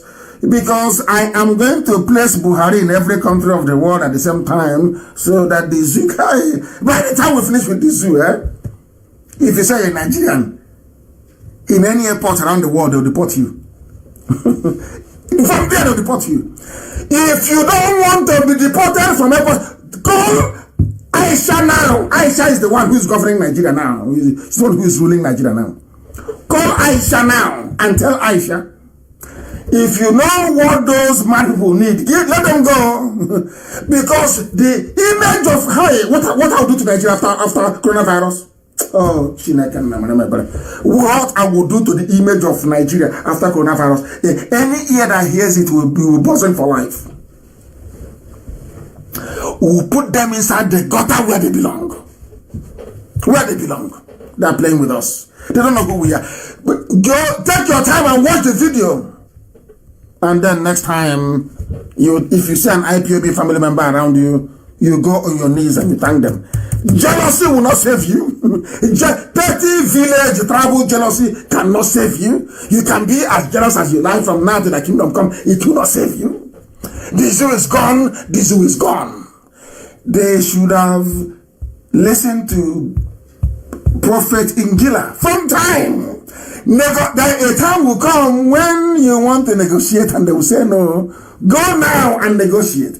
Dialogue now. Dialogue now. They said no. You see what? Told them. Maybe they should take a word as well. Hey, don't worry, they will handle them. Look at the people you're calling miscreants. They know something you don't know. And can never know. Not for a million years, you can never know this.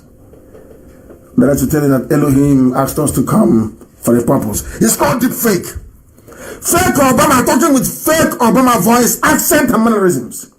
This is how they have been fooling you all these years. There's another one as well. Mark, please post it. You can be in a movie. Place your face on any actor or actress. I don't know what they call them these days. Yeah, you can be in a movie. Maybe that's what we should be doing now. All these fraudsters in Asorok. Maybe they'll put Buhari's face on the face of Arnold Schwarzenegger and say, can't you see? Now Buhari has muscles. He has now grown some muscle tissue. Can't you see? That's how easy it is to deceive. And what is paining some people is, why must this revelation be coming from a Biafran? Oh, why didn't we think of this thing first? They know how to promote their own, but not others. Very parochial. All of them are hypocrites. It is there. All you need is a selfie. Just take a simple selfie of your face and you put it in the computer and it starts to do the magic. Any expression you want, it will give you. And do you know where this technology came from? Do you know where this technology came from? From China. That was why they import everything. They say, oh, please stop. We have 200 million idiots. You can receive them with this. Not forgetting that there is those mad people called IPOB. They forgot. The thing about IPOB is that we are super intelligent. Super intelligent. I'm telling you. Super intelligent. We don't miss anything. Nothing. We are very detailed and very thorough in our approach. Please play it. There's even another video of Kim Jong-un of North Korea walking about in New York. Play that video as well. Give them the evidence. I want Lai Mohammed to know that he's no match for us. I want to tell every journalist in this zoo that claims they're investigated, you are no match for IPOB. You are not a match. When we decide to do something, we do it. We said we'll crush the zoo, and the zoo is gone today. Finished. Finito, as they will say. Is it Latin? There's also another picture of a newscaster pretending to be Forbes, isn't it? You know the Saturday Night Live star Kate McKinnon impersonating Elizabeth Warren. Live before the whole world. The same dress, the same clothing, everything. The Elizabeth Warren called the studios of Saturday Night Live. God. And she saw herself. It's as you are. Let's say you're speaking to somebody on Skype or Zoom or whatever. Or WebEx. And the person you're speaking to has your face. wearing your skin texture, everything, including your clothes, what would you feel? I'm sure some of you will run to your pastor and say, Holy Ghost fire, pray for us. And the pastor will say, before I pray for you, this demon that is chasing you now, go and pay your tithe, even if there's coronavirus. You can't pay your tithe. Pastor will take it and put it in his pocket and tell you to come on, go and take Panadol and sleep. It is called deep fake. That's what they have been using. That is what Aisha is preparing to use to deceive all of you until 2023. Not knowing that Nnamdi Kanu is there. Give me Biafra and I will leave you alone. Biafra and I will leave you alone. As long as you're holding on to Biafra, forget all the nonsense they're promising you. Oh, we can go. You're rubbish. As soon as coronavirus is over, I will pull a stunt I will pull all over the world that every Nigerian will be deported. I'm telling the truth. All of you with Nigerian passports, you will be deported from. The world will condemn you that you people are not fit to be called human beings. If you want to avoid that outcome, tell Aisha Buhari she knows what to do. Just the boundaries, that's all. Because I don't want to impose anything on anybody. The boundaries is all I'm asking for. And then we are gone. Let them use their hand to agree. And then we are gone. 2020. No wonder they said Vision 2020. I didn't know they had Biafra in mind. If they refuse to give us Biafra, Somalia will be a better place than the zoo. What is happening today? Somalia is way better, isn't it? The zoo has been reduced to a people being presided over by an illegitimate first lady. The only thing that gives Aisha Buhari power is that her husband is the president. The day that Buhari was buried was the day she ceased to be the first lady. That was the day she ceased to be a first lady. But she continues to stay there, which is a fraud. Fraud of the highest order. If Chukwu did not send us, why would we have all this knowledge to start with? Why didn't Elohim give it to other people to do this thing we're doing now? Because we are chosen. Jealousy and envy cannot save you. Can write all the trash in the world? Does it move us? Has he ever stopped us before? Is he going to stop us in the future? The answer is no. Zoo is gone. Gone. Bye-bye zoo. Zoo is gone. After coronavirus, if they don't do what I'm asking them to do, every Nigerian prepare for deportation. Because I will disgrace all of you, wherever you are. I will disgrace you. You went to university, PhD, masters, bachelors, all this nonsense or rubbish. Your brains are empty. You have seen it now. That thing that miscreants that didn't go to school saw, you with PhD cannot see it. Do you see how foolish your PhD is? Can you see how foolish you are? A Nigerian. Can you see your stupidity staring you in the face? Do you see how a bunch of Janjaweed and Amajiri have been deceiving you since 2017? Deceiving you since 2017. Have you seen it? People did not realize they move cattle. Do you see how they've been deceiving you? Ordinary software, ordinary computer program. And you claim you're intelligent. Tomorrow you'll be writing rubbish on Facebook. Speaking grammar you don't know. Have you seen it? Have you seen it? Somebody's begging me, his name is Gift Dollars. God, please, don't let them deport me. Then you tell Aisha Buhari, tell Lai Mohammed, tell them to hurry up. I'm in a hurry now. I'm the one who is in a hurry. I want Biafra. I'm in a hurry. I am in a hurry. I want to go.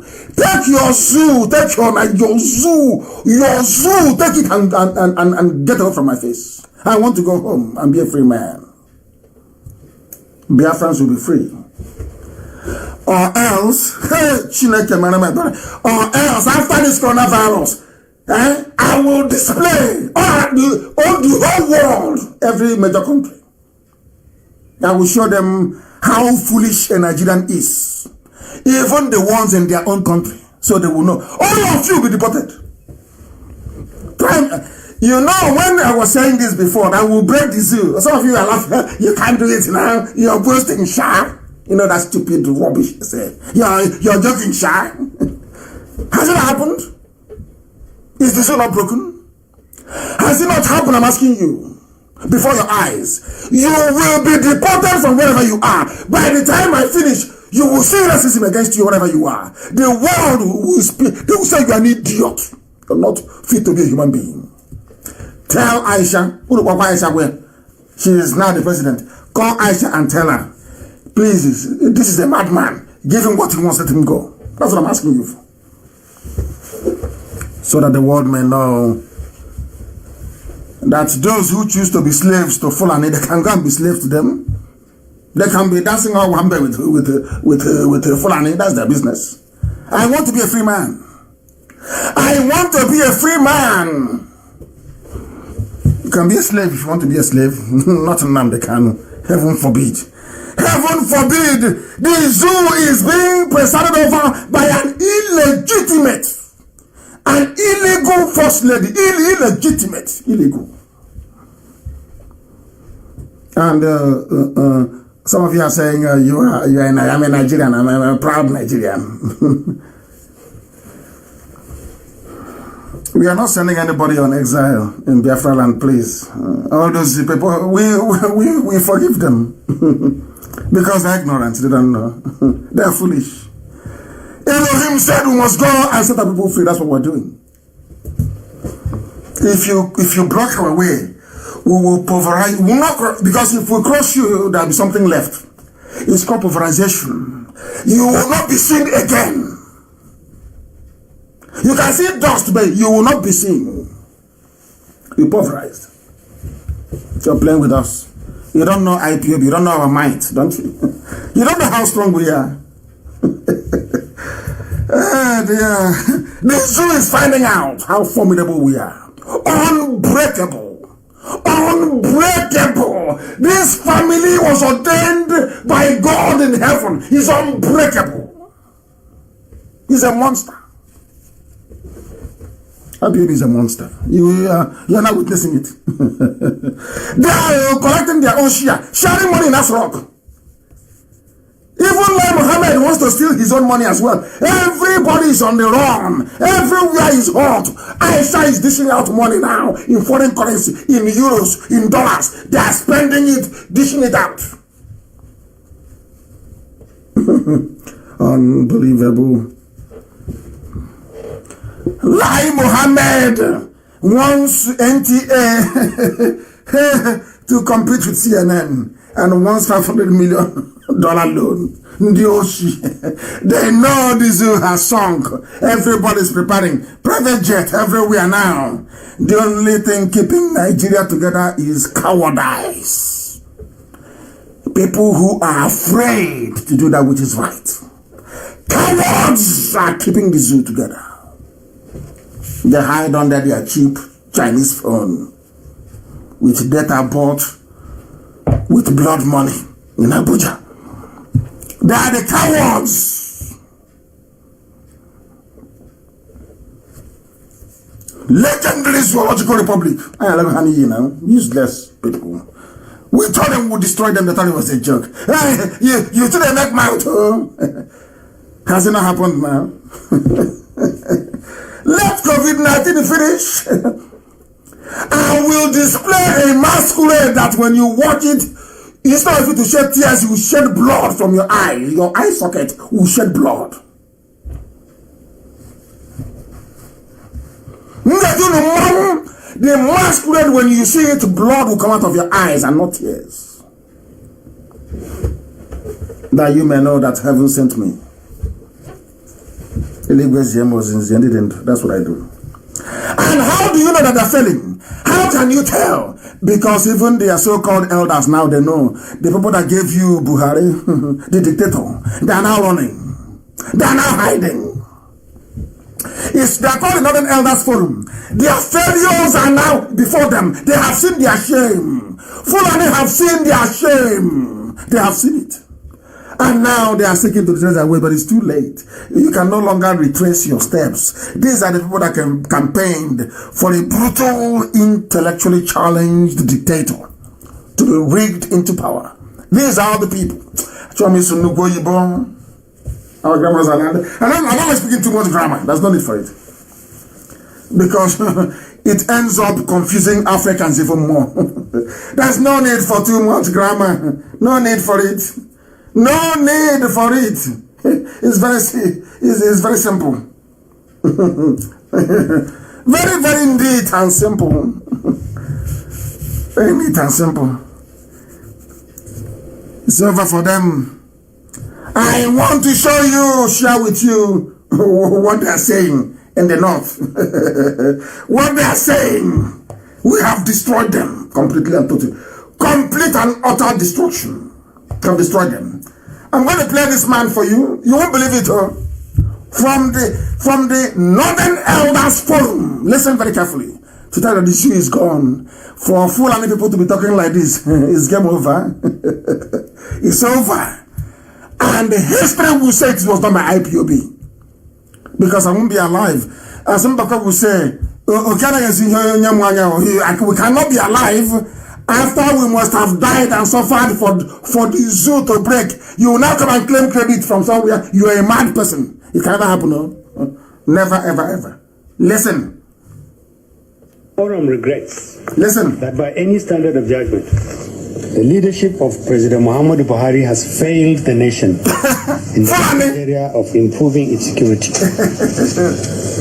Poverty, particularly in the north, and massive social security problems have worsened under this administration. Northern Elders Forum has refrained from comments on relating to management of national security and governance because it is convinced that these are times which require the highest levels of responsibility and circumspection in the manner elders and leaders of the nation contribute to the search for solutions to the multiple problems which face the nation. It has now become necessary and appropriate, however, to make public the position of the forum on important matters that affect the manner Nigerians live and the future we must all address. On national security. Yes. The forum regrets that by any standard of judgment, the leadership of President Muhammadu Buhari has failed the nation. Are you listening? Northern Elders Forum. These are the idiots, the reprobates that insisted that Buhari must ascend to the throne. These are Fulani Janjaweed. Fulani Janjaweed. Can anybody believe that there will come a time when they open their mouth to be uttering such fine words? That time has come. And also history will record in the time of IPOB. Unbelievable. Zoo has collapsed, gone for good. Let us please listen to what the idiot has to say. It's over, isn't it? They are preparing to tell you that Buhari has resigned due to ill health. Look at it, they think they're smart, but we know. I have minutes of the meeting. I have minutes of the meeting they attended in Kaduna. I have minutes of the meeting. They want to pretend and tell you, oh, but Buhari, due to ill health and COVID-19, he's now resigned. That's why they're holding Osibajo hostage to see who will emerge. Are you following? Are you following? They think they are smart, but we are smarter than them. Let's listen. Poverty, particularly in the north, and massive social security problems have worsened under this administration. The relationship between insecurity and poverty is under whose administration? Under Buhari's administration. From Fulani. These are the idiots that want to. It's another 14 years. It would need to be a power. Look at the fools. Have you seen it? Have you now seen and heard it from the horse's mouth? Northern Elders Forum of Anga Abdullahi and the other glorified Alamajiri. What's his name again? Yitanko Yakasai. You see, they have now run away. The might, irrepressible, irresistible force of IPOB. Irresistible. Stand, we crush you. Ask our enemies. Now it's confession time. Confession time. The way he's confessing is how Aisha Buhari will confess before she's sentenced or hanged for high crimes and misdemeanors. That's happened, hasn't it? Listen, we must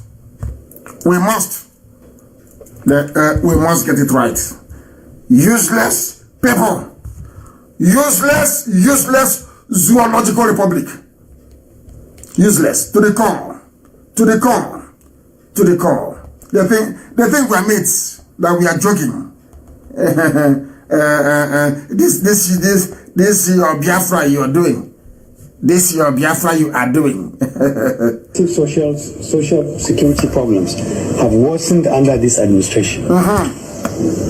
The relationship between insecurity and poverty is fundamental, but the administration does not appear to have any idea on what will provide relief or solution. If Buhari were alive, will he say this? No. It gives this forum no pleasure to say that it had warned Nigerians that President Buhari lacks the will, the competence, and the commitment to lead it into a secure and prosperous future. Did you hear that? Did you hear that? Did you hear that? From the Northern Elders Forum, the Redentist, conservative, backward Alamajiri talk shop. Did you hear it? Did you hear it? I was it, They are preparing to ship out his name to say COVID-19, he was ill, but they're not going anywhere. They are not going anywhere. Aisha Buhari is going to prison. You see how they want to stop Aisha from going to jail? Aisha is going to prison. You see it? Even Oshibajo, I wish him well, but Oshibajo for knowingly lying to the people. Oshibajo he will be in trouble as well. I want him to be well, but he will be in trouble. Now they know they have failed all of a sudden. They have failed. And you have the consequences of failure. Have you seen that clip of Alamajiri? Up to 1 mile of Alamajiri, no father, no mother. Baby fact, industrialized child production in the north. God knows where they come from. Those of you fighting for one Nigeria. Have you seen the clip of Alamajiri? Sitting there. Please, Amaka, can you post it, please? If you're following. Post the clip of Alamajiri. These are the voters. 6 years old, they used to vote for them in Kanu. Have you forgotten? Somebody come and say, oh, the election was free and fair. It was credible. 6-year-old will vote in Kanu. They are the Alamajiri. Have you seen their clip? Is this the country you want to belong to? Those of you fighting for one Nigeria, which Nigeria are you fighting for? Do you know where these kids come from? Some are from Niger. Some are from Chad. Others from Cameroon. Others from other parts of the Sahel, from Mali. You don't know who is who because there are no hard borders in the north. But they close your borders in the south. You, that is the intellectual.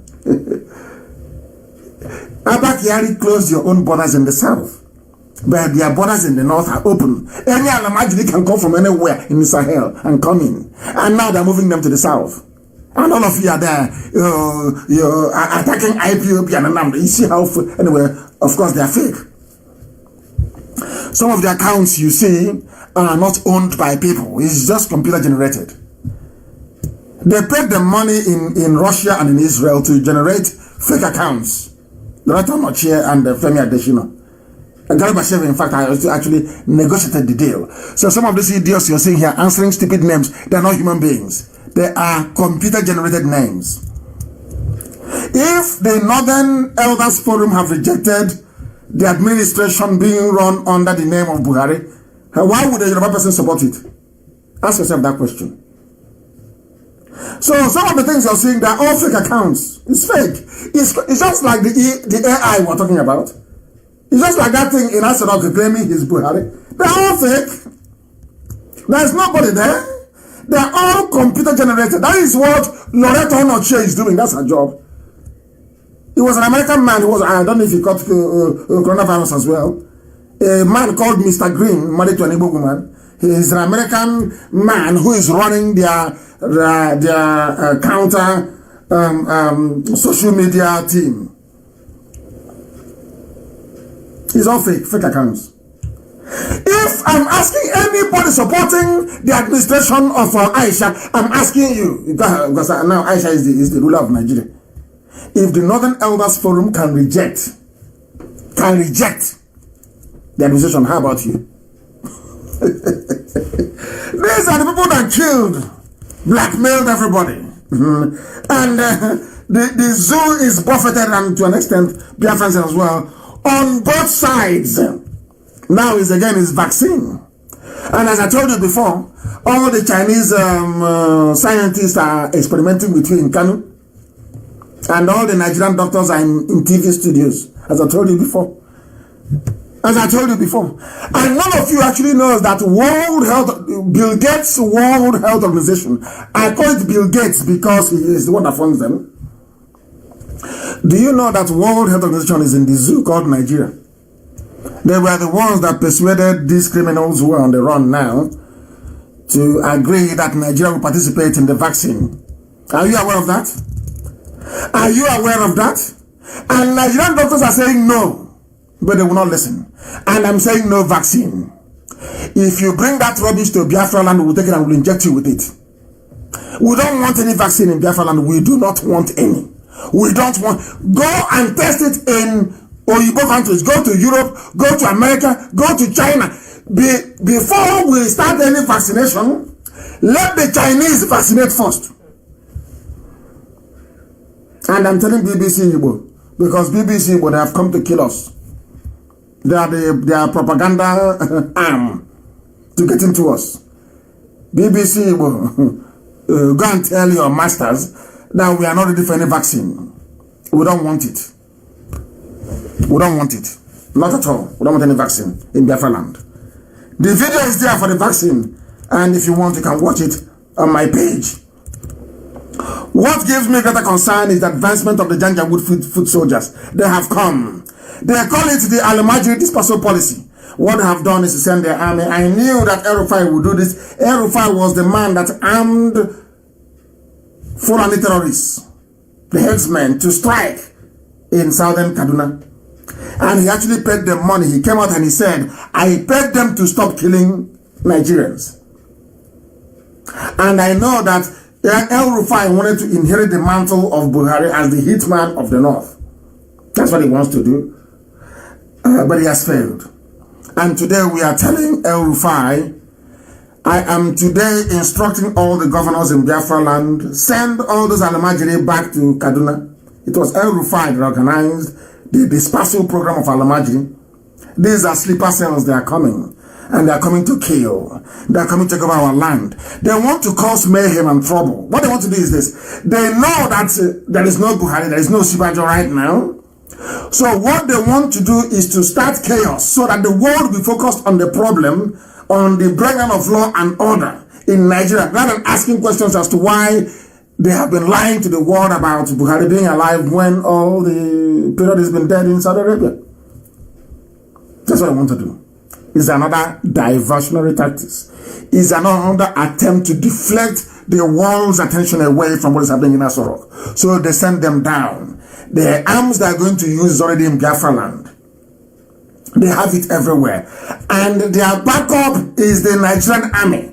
Those in Obinze, those in Ohafia, those in Asa, those in Iguacha. All the army formations you have in Biafra land are there to support their own people when the time comes. And the time has come. And their field marshal is Governor El-Rufai of Kaduna State. He is the one leading the charge. He is the fundamentalist, the Islamic fundamentalist that wants to see Quran dipped in the Atlantic Ocean. This is their best time. They will not have any other time to do it. Now is the opportunity to do it. And we are checkmating them. Because they have gone and they have said how they plan to take over Nigeria. They have said it. They have a plan, a well-marshaled plan. They will arrest, some of them were arrested. Who are the people behind this? El-Rufai and go. It was Abba Kyari before leading it. Buhari was there leading it. He died. Abba Kyari took over. He's dead. Now, the Janjaweed Field Marshal is El Rufai. That midget. He wants to dip the Quran in the Atlantic Ocean. He is a very brutal fellow. Very cold, callous, and calculating. Let me tell you what the world knows about the movement of the Janjaweed and the Majiri to the south. That your governors pretend they don't know, but they know. At the age of 17, Sahid Aminu and his younger brother Mustafa Aminu, who was 15, were forced by their father to abandon school in 2015 and join a terrorist group known as Jamatu Ansarul Muslimina Fil Bilal di Sudan. From Sudan. They have come to our land. They are among the 9 suspected terrorists that were recently arrested by detectives attached to the office of the Inspector General of Police Intelligence Response Team. The group, popularly known as Ansarul, is said to be responsible for the recent kidnapping of 2 expatriates working with Tricata Limited, and were also alleged to have participated in the abduction of Magajin Garin of Daura in Katsina State. Their ultimate goal, however, is to take over Nigeria. My Yoruba friends listening, do you think you're safe? Do you think if you support Fulani in their misdeeds, in their evil acts, that somehow you're safe? These foot soldiers are coming from across the whole of Sahel. From everywhere, they are coming to kill. They have said, they confessed, we have come. One of them confessed, when I was converted, they told us that we are fighting against the Nigerian government. Are you listening? When he was converted, fighting against Goodluck Jonathan. Are you listening? In 2015.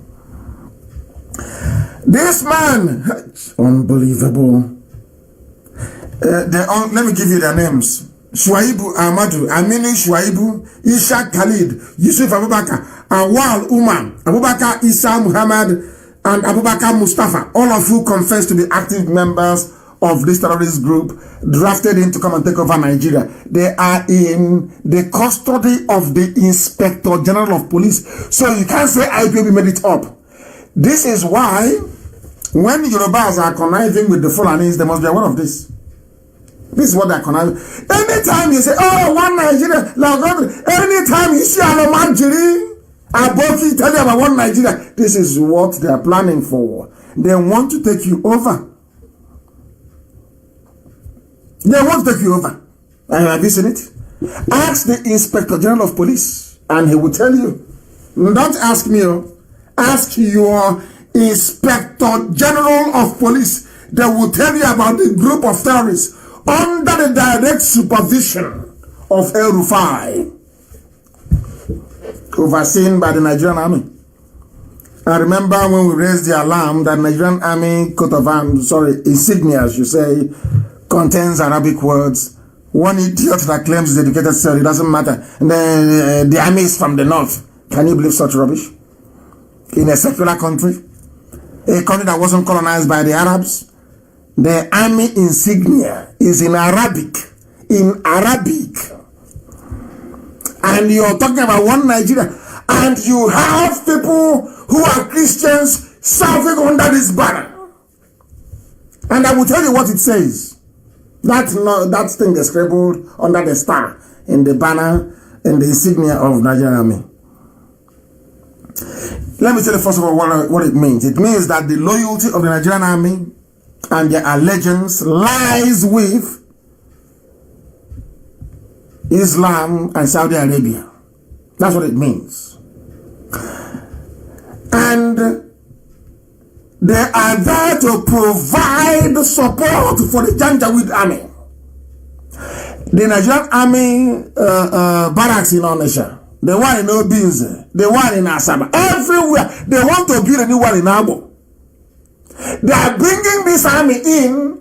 This army is providing support for their foot soldiers. They have killed so many people that it is no longer news. The killing of people is no longer news. Are you not aware of it? Are you pretending that you don't know? Are you pretending you don't know? Unbelievable. The motto on the Nigerian insignia says, and I read in English, victory from Allah. Victory from Allah. Everybody have what they call the Almighty. It's not God, but you have Christians serving in the army. And I'm asking every Christian in the Nigerian army to prepare for the resignation. They must leave that army because they too will be killed when the time. As I'm saying it now, it doesn't sound great. Hey, this madman, you see what he's saying? But when it happens, I will come back on air and I will say to the world, do you remember when I told you that they'll kill them? And the world will remember. And they will say yes, that they heard it. And that now it's happened.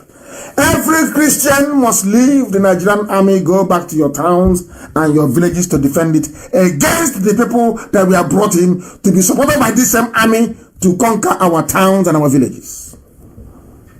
The zoo is gone. They want to take it by force. They want to take it by force. Buratai is in hiding, isn't he? As I told you, he would be. Photoshopping everywhere. Fulani people are on the final attack. They have subdued the Middle Belt. They have used their age-old alliance to convince the Yoruba that they mean well for them. Unfortunately, the Yorubas have fallen for this very trick. Very shameful and very pathetic. All the people you are seeing, they are telling you that they are Alemaji, they are coming down to the south. Oh dear me. They are coming to take up their positions, and the nearest military barracks to you will provide them with arms and ammunition and the logistics to attack us.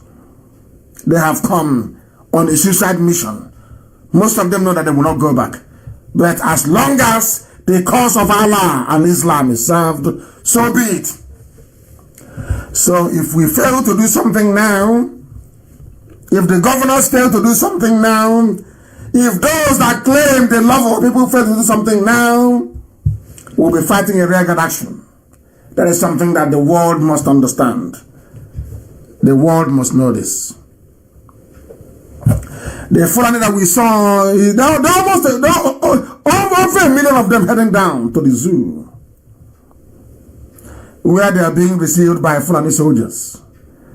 Buratai, before he went missing, was part of the plan. Abakiari was the one who was in charge, but now El Rufai is one taking over. That is why they are brazenly shipping Al-Majri to all sections of the zoo. Everywhere we get it. And they will attack simultaneously. And when the world will tell, say, oh, come for peace negotiation and peace treaty, they will say, oh, but they are there now. After all, there are Igbos in Sabongeri in Kanu, so they can stay where they are. And that will be the end of us. And as I warned you, those who are living in the north, you people are putting our existence in jeopardy. I'm telling you. You people are risking, you people are putting our existence as a race in jeopardy. I must warn you. I must warn you. I must warn you.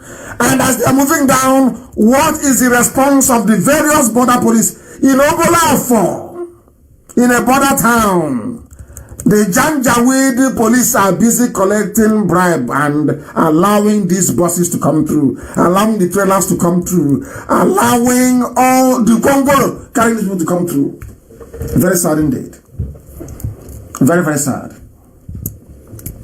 And the governors are not doing anything. The governors are not doing anything.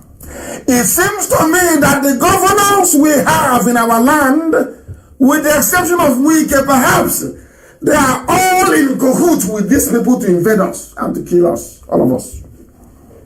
That's what is happening. That is why they're not doing anything. That is why the governors are not doing anything. The Janjaweed are coming in. The army and the police, staffed by the Fulanis, are letting them through. But there is a lockdown. There is a curfew. There is a movement restriction. But unfortunately, how come these luxurious buses, how come these trailers, how come these 911, how come they're constantly coming in? because our governors are only interested in how much they can get for themselves and their families. And when it starts happening, they run away. That's what I'm trying to do. They don't love you. They pretend they love you, but they don't. They don't. That is the truth. Unless they change tonight or tomorrow morning. The Fulani are taking advantage of the lockdown to distribute their jihadi hitmen all over Biafra land. Unknown to some of you, that is what Wike is battling. That is why Wike is saying you must lock down. Don't have anybody in your hotels. Lock down. Because Wike is aware of this intelligence. But I don't know why he's not sharing with the other governors from the southeast. I don't know why. That is why he appears to be very harsh. People don't understand. He's aware that an invasion is taking place. Wike is aware of the invasion. That is why he's doing what he's doing. But unfortunately, the rest of the governors in the southeast, they are just there. What are you doing to defend us? Nothing. Are you going to help to defend us? Nothing. They can't do anything. They want us to be taken. They want our land to be taken over. Very, very sad indeed. Extremely sad. And what is going to happen to us is exactly what happened in Delta. Remember Delta, they said, we are near, some of them, not all of them, of course. We are near, we're not Igbo. We are part of Nigeria. Let me tell you the gift that Nigeria has given to them. Fulani terrorist headsmen have killed people in Rapanam. They have a camp. And if I'm go and ask Okowa, who is the governor of Delta State, to tell you the truth about what is happening. The sophisticated rifles and weapons we have found with these Fulani people, which the governor himself asked to be brought to the government house. And they came to the village and they killed 2 people. One of them is the only child. One of them is the only child. On Wednesday night, these people, they kidnap our daughters and our mothers and they go and rape them. They come to villages in the night. Because the nearest army barracks is supporting them. You see all those army barracks, in Abakaliki and the Chinese, they are there to support Fulani headsmen. Not that to protect you. The army is meant to defend the country in a time of war. Is Nigeria at any war? Is there any war going on? Why do you have a disproportionate amount of military barracks in the south? Ask yourself that question.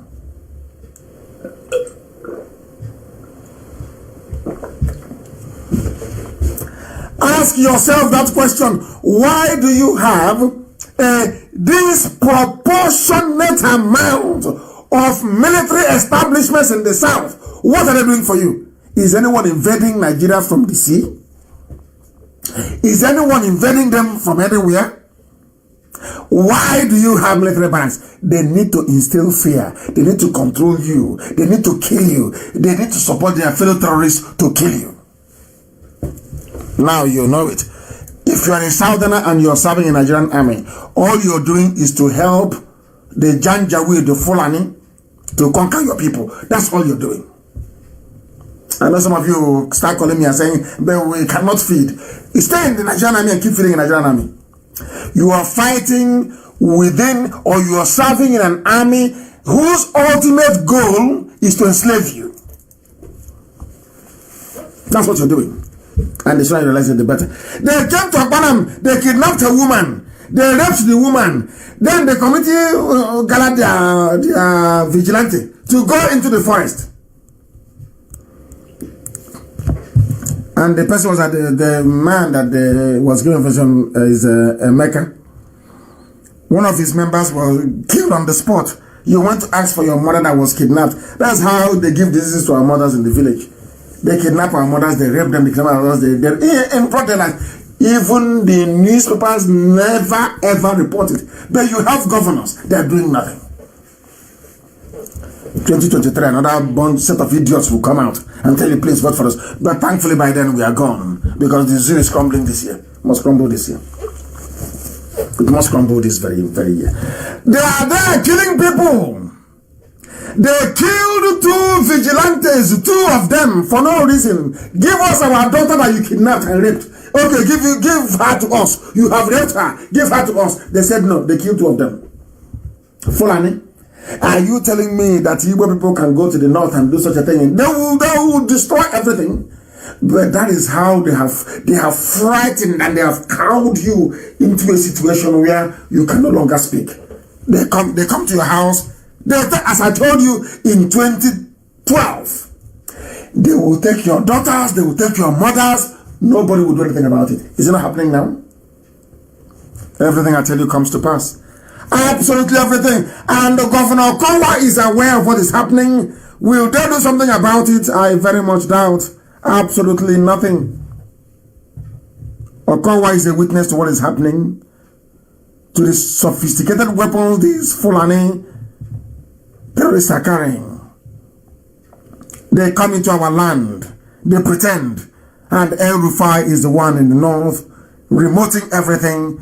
He is the one who is piloting all these affairs, and is very, very sad indeed. As we are confronting this very danger, some criminals are busy, always conniving and lying, and deceiving themselves and not us. The most painful part is that the fledgling Oduduwa movement led by Professor Akintoye has fallen victim to this very fraud as well.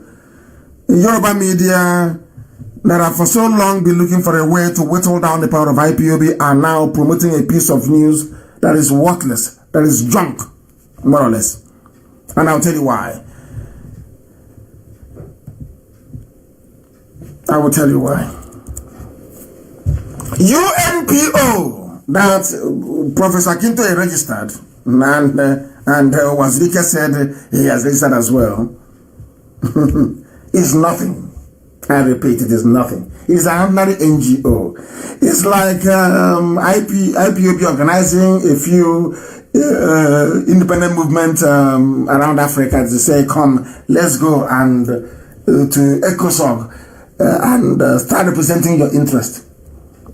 And for that privilege, you pay us $2,000 every year. Or is it every month? I don't know. That is every month or every year. I don't know. That's all. UNPO has nothing to do with UN. But Wazirike thinks that he can keep lying. He thinks that now is the previous era.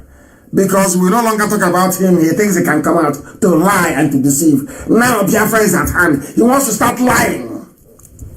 That perhaps him joining UNPO somehow helped in the coming of Biafra. Unbelievable. What they have, these people are so funny. So funny. UNPO is just a mere agency and NGO that goes about collecting money from people, agitating for freedom, so they can pass your letters and your correspondence not to UNO, but to ECOSOG. ECOSOG is nothing. Absolutely nothing. Do you know why it's nothing? Because World Igbo Congress is there. In Maryland, they're also there. You are paying somebody money to take your letter to a place, and in that meeting that your letter is going to, World Igbo Congress is there. Nzuko Umwani is there. Umwada in Maryland is there. And you come back and you tell a Nigerian journalist, it's UNPO in The Hague. It's UNPO. And the journalists don't even go online to type in UNPO, what they represent. He just published it. That Oduduwa is closed. Biafra is closed. According to Wazirike. Because of UNPO membership. Hey, you believe a warrior. I don't blame Professor Akintoye because he may have been duped or scammed. I don't know. But this is how Wazirike survived. And some people who are learned, that claim they went to school, well, instead of them to use that their phone they take selfie with, go to your Google and you Google UNPO. It is an ordinary NGO, non-governmental organization, has nothing to do with UN, nothing. The meeting that they are going to take your letter, why didn't Wazirike go to a World Igbo Congress and say, please take this letter to ECOSOG for me? Or to Umwada in Maryland. Umwada Igbo, Maryland. But he gave $2,000 to a white man in Hague. Only if they know how far we have gone. I don't know why Wazirike will spend time deceiving people. I don't know, even the journalists that publish this junk, I don't know where, simple research you can't do. Rather than lying and giving $2,000 a month to an agency to take your name to ECOSOL, just give that money, half of it to World Igbo Congress or to Umuada to be better used. They'll take some letters for you to the same meeting. Because when UNPO comes, they will meet Umuada in the meeting. And they will meet WIC in the meeting. It's nothing. That's why we didn't register, because it is nothing. We have gone beyond all this rubbish. Beyond. That is why Biafra resonates all over the world. Not a stunt. This same stunt you were playing before, when you started printing of passport, plate number, all this nonsense, you're still doing it now. And you're not afraid. In the era of IPOB, all these village games, you're still playing it. As old as you are, Wazirike, you're still playing village games. Village game, village. That's what you're doing. You think if you bring that useless letter and publish it and deceive people, that will keep quiet? You think Biafra can take lies and fraudulent behavior? Is that what you think? A project that is ordained by God in heaven himself. This your lies. You have not realized anything. That lying can never save you. Oh dear. And some people bought into the rubbish. And some published, Biafra will emerge as a sovereign nation with UNPO admission. Are you mad? I'm telling you that World Igbo Congress, the meeting you are paying 2,000 for someone to take your letter there, World Igbo Congress is there already. Hey! And they have not brought Biafra, have they? Do you see how you deceive people? You are like Lai Mohammed. You think Biafra will be like another Nigeria? Where the president will die and they're hiding it? Lying every day? Calling hungry journalists with the buckle missing on their sandal slippers. Pay them 2,850 to publish junk, and they publish. And you have the temerity and the presence to come out and be mouthing rubbish by UNPO. Oh dear me. I don't blame Professor Kintoy for getting his hopes high on mere decision with an agency to attend meetings with other NGOs. I blame those that may have led him astray. He's a very intelligent man and I like him. And I will support the effort they are making at getting Ududuwa. But UNPO is nothing. It is absolutely, since it's garbage, nothing. Doesn't do anything. We go to UN. They accept, don't you see us when we went to Geneva? To UN?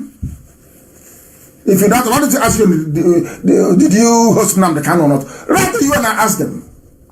There's nothing to lie.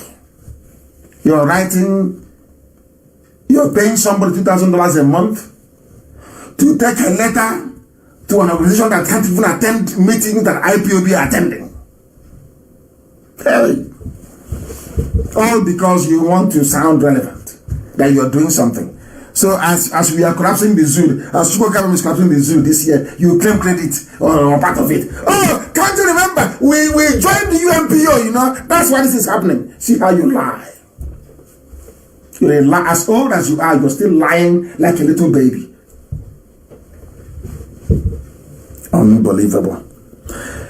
Igbo associations with ECOSOG consultative status. UNPO has the same status with World Igbo Congress. The same status. It is nothing. Nothing. A waste of money and effort. Waste of money and effort. All these journalists with their sandal slippers. You know that small male handbag you put in the armpit. Small bag. They put it in the armpit. with his blue pen, that plastic pen, or in front of their shirt, looking for fake news to write. UMPO. UMPO, you are in UMPO because of that UMPO. That's one more time. When I go after COVID-19, I'm going to US. Omada will welcome me in US. The same people that are welcoming me, you are here. Look at evil and lies. Very, very sad. Very, very sad. Unbelievable. UMPO has nothing, as our deputy wrote to Chairman, UMPO has nothing to do with political status of Biafra. Nothing whatsoever. And some people fell for the jump. Look at his face. Always lying. Have I ever lied to you? How can I be? I don't know what people gain from lying. Why do you love lying and deceiving people? What do you get from it? You went into the struggle, spoiled our name, destroyed Biafra completely. You went into hotels, into mansions. You never built a house yourself. It's the money of Biafra you used to build where you're living. You are not even ashamed. You are not ashamed. How can I build a house with money given to me to go fight for Biafra? How can there be a hill at the front and be resting at the back? You build a house after you have gotten Biafra, not before. You are in a house you did not work for. You collected money from people, you built it, and you installed that house. You are still lying from the house. Shame on you.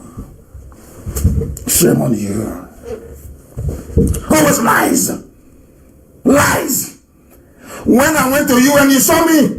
When I went to EU, you saw me very clearly, vividly. When I was lobbying senators in America, you saw me vividly. I don't hide it. Call all the people. You will know. You're busy lying. You are in nowhere. You are lying. That UMPO will give you Biafra.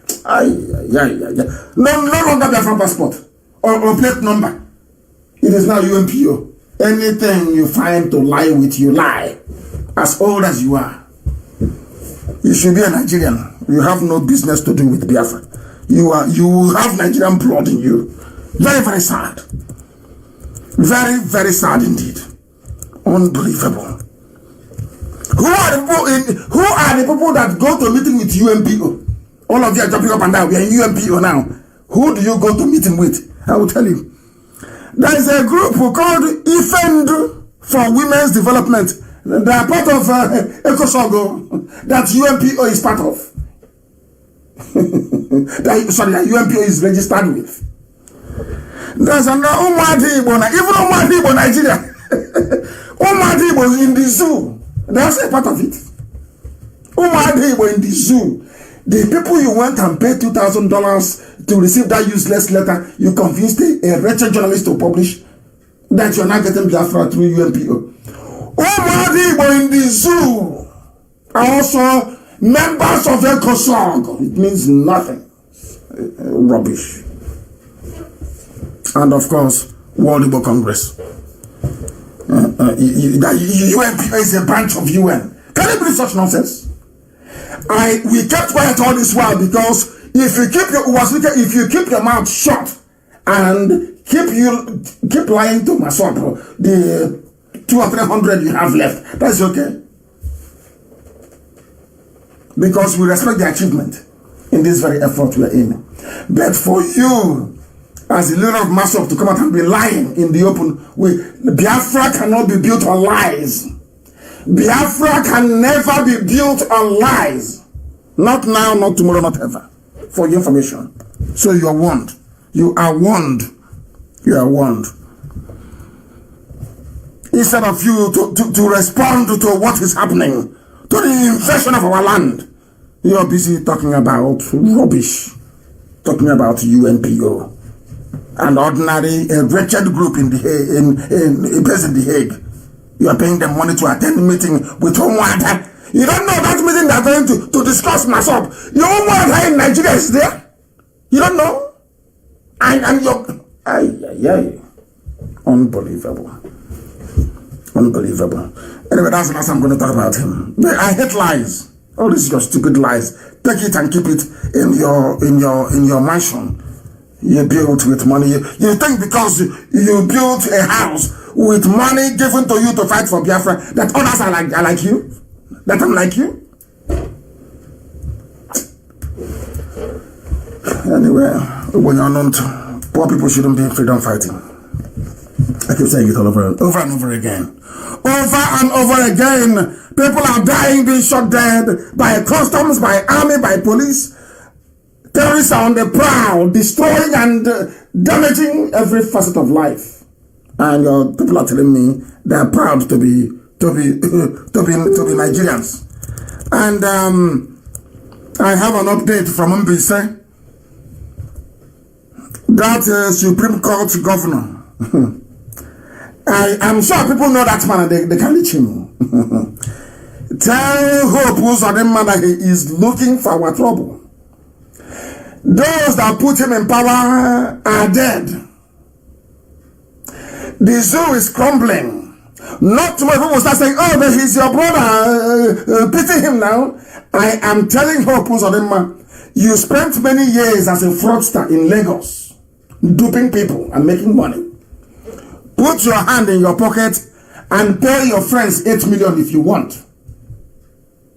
Not the people of Mbise. I understand the one House of Assembly member brought out 1 million. I'm waiting to get his name. Then we'll teach him a lesson. I said, no person from Mbise is paying a dime. Not Mbise at home. Not Mbise in the diaspora. Pay them the money. You threaten them. I have there's nothing you do we don't know. Even the zoo, there's nothing they do in the zoo that we don't know. How talk less of you, a wretched idiot put in there by somebody who is now dead, to come and serve for an interest, so they can invade our land through you. You're a drunkard. They went to a meeting because during the war, Ezudo is special to me because my aunt is married there. My cousins are from there, from Ezudo. That was where we were during the war. That was where I stayed. My parents were, my mother took care of me there during the war. In Ezudo. My younger brother was born there in Ezudo during the war in Mbise. So Mbise is very dear to us. If you don't know, let me tell you. Ezudo cannot pay anything. Neither will Mbise pay you anything. Put hand in your pocket and pay your Fulani friends. And I will tell you why. There is one man called, let me tell you those who attended this meeting. Chief Onyeberechia was there. There's one man called Papilo Oboga, that doesn't sound, who is the PG of Ezudo. Chief Nnamdi Obilam, who is the secretary. Chief David Oswago, Ezudo Home and Abroad. His Royal Majesty Obilom Joe. Anyadike Mosu, I think it's Anyadike, who is the member of House of Assembly. You attended a meeting with the office of the governor, or with the governor of Imo State. Where some of you buckled and said you will pay. And the House of Assembly member brought out 1 million. Go and take your money back. Hope Uzodinma will pay them. And for a very good reason. Hope Uzodinma threatened them that if they don't pay, he will deduct 55 million naira from the Ezinihite local government allocation and pay to Fulani people. Fulani said that their cattle is worth 8 million or thereabout. And Hope Uzodinma is threatening Ezinihite local government area with withholding, or should I say, to confiscate 55 million from the allocation and give it to Fulani people. Now, Hope Uzodinma. Do you remember there's a market in Kaduna called Panteka Market that the Fulanis burnt down, destroyed Igbo businesses and killed many many apprentices who were there, who sleep in the stores? Are you aware of that? It is called Panteka Market in Kaduna. Hope Uzodinma, I want to ask you, who is going to pay us compensation for that? Since you want to start compensating people, livelihoods destroyed in Kaduna, Panteka Market in Kaduna Metropolis. El Rufai is a fellow governor as yourself. Ask El Rufai, how much did you pay Igbo traders in Panteka Market when your people, Janjaweed, burnt it down? Hope Uzodinma, are you listening? Are you listening? Because some of you Fulani slaves in our land think we are stupid, but we are not. We are not stupid. We are not stupid. That is something that you need to understand. I want to remind you again and ask you, this is from Newsweek, who is going to pay us the fire that broke out in Sabongeri and destroyed goods worth $10 billion. $10 billion, not Naira. Who is going to pay us? No, most of them I'm asking you. Who is going to pay? You want to pay Fulani 50 million. From 8 million to 50. That's how you came forth and you became number one. From 8 million. Maybe that madness of not calculating something very well affected your brain. From 8 million to 50 million. You are threatening. Go and take it now. Let's see. It's all everything that people will talk. Take it now. Let us see. I am monitoring everything. All the meetings that you are attending with ethnic people, we are following it. Ensudo Mbise is special to us. My aunt is there till tomorrow morning. If you don't know, go now and collect the money. Let's see. Go and collect it. And the idiot that gave you 1 million, will get him. He's a fool. He's an absolute idiot. Who will pay 10 billion? Newsweek, an internationally recognized and reputable publication. The goods that were destroyed in Sabongeri, $10 billion. Who will pay compensation?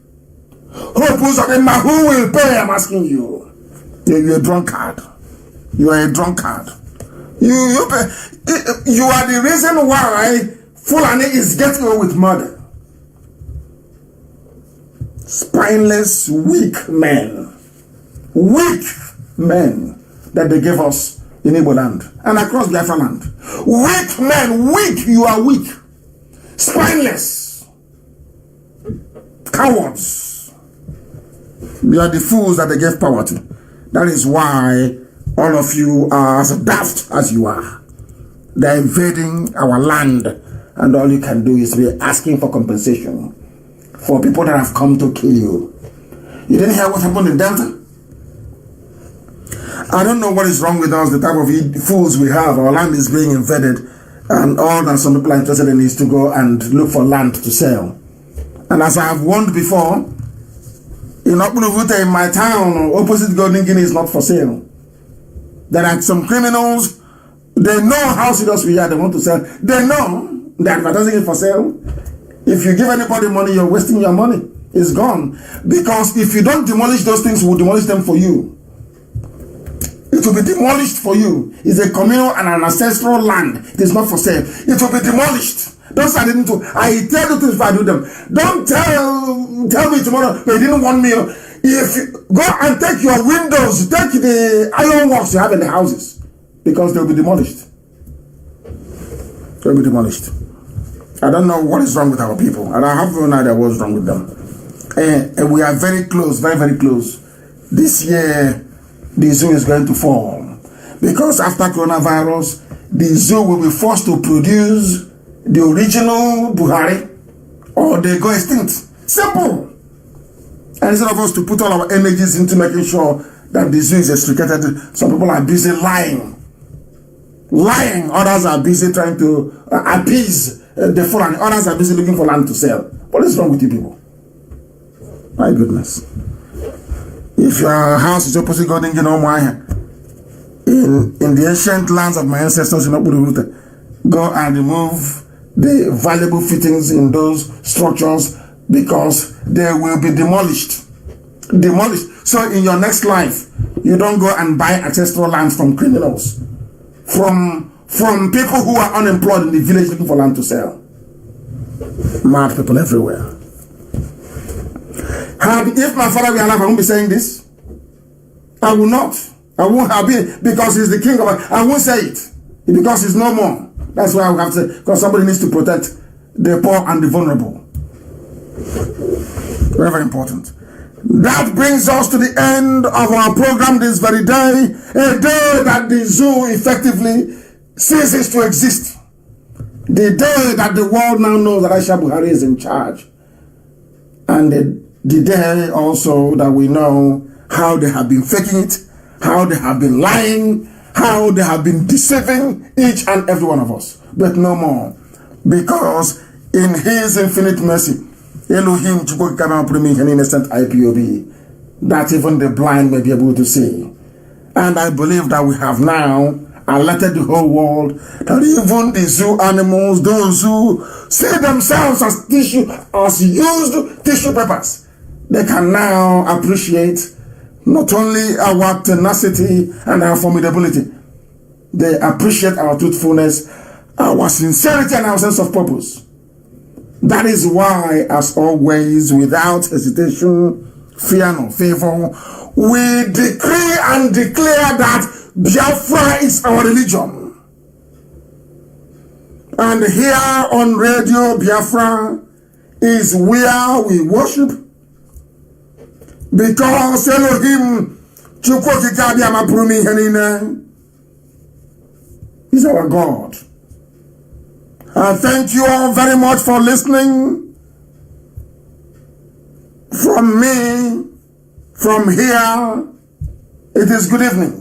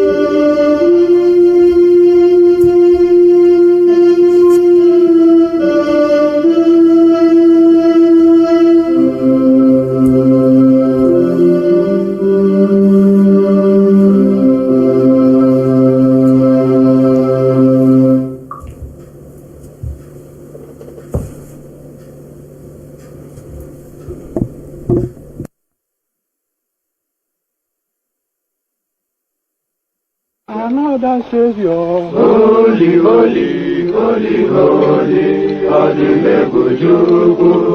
Another Savior. Another Savior. Holy, holy, holy, holy, Adimebujuku. Another Savior. Well, this is Mobien. This is dedicated to the gallant heroes of the Nigerian Biafra War and IPO families all over the world. I remember the Nigerian Biafran war, in the thickness of the Biafra genocide. Hey, one man revived the vanishing hope to life. Let the great Biafran army to fight, and they were singing out, holy, holy, holy, holy, all the men will do is another Savior. They were singing out, holy, holy, holy, holy.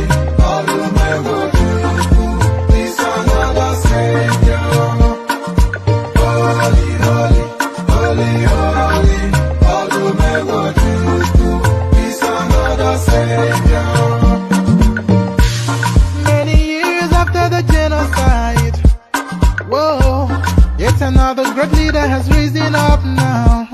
Oh, and he's leading the Biafrans to victory. Inyamadika yabika kwa namno wao. Hey, anamekele mazuche mefo. Mwanemo,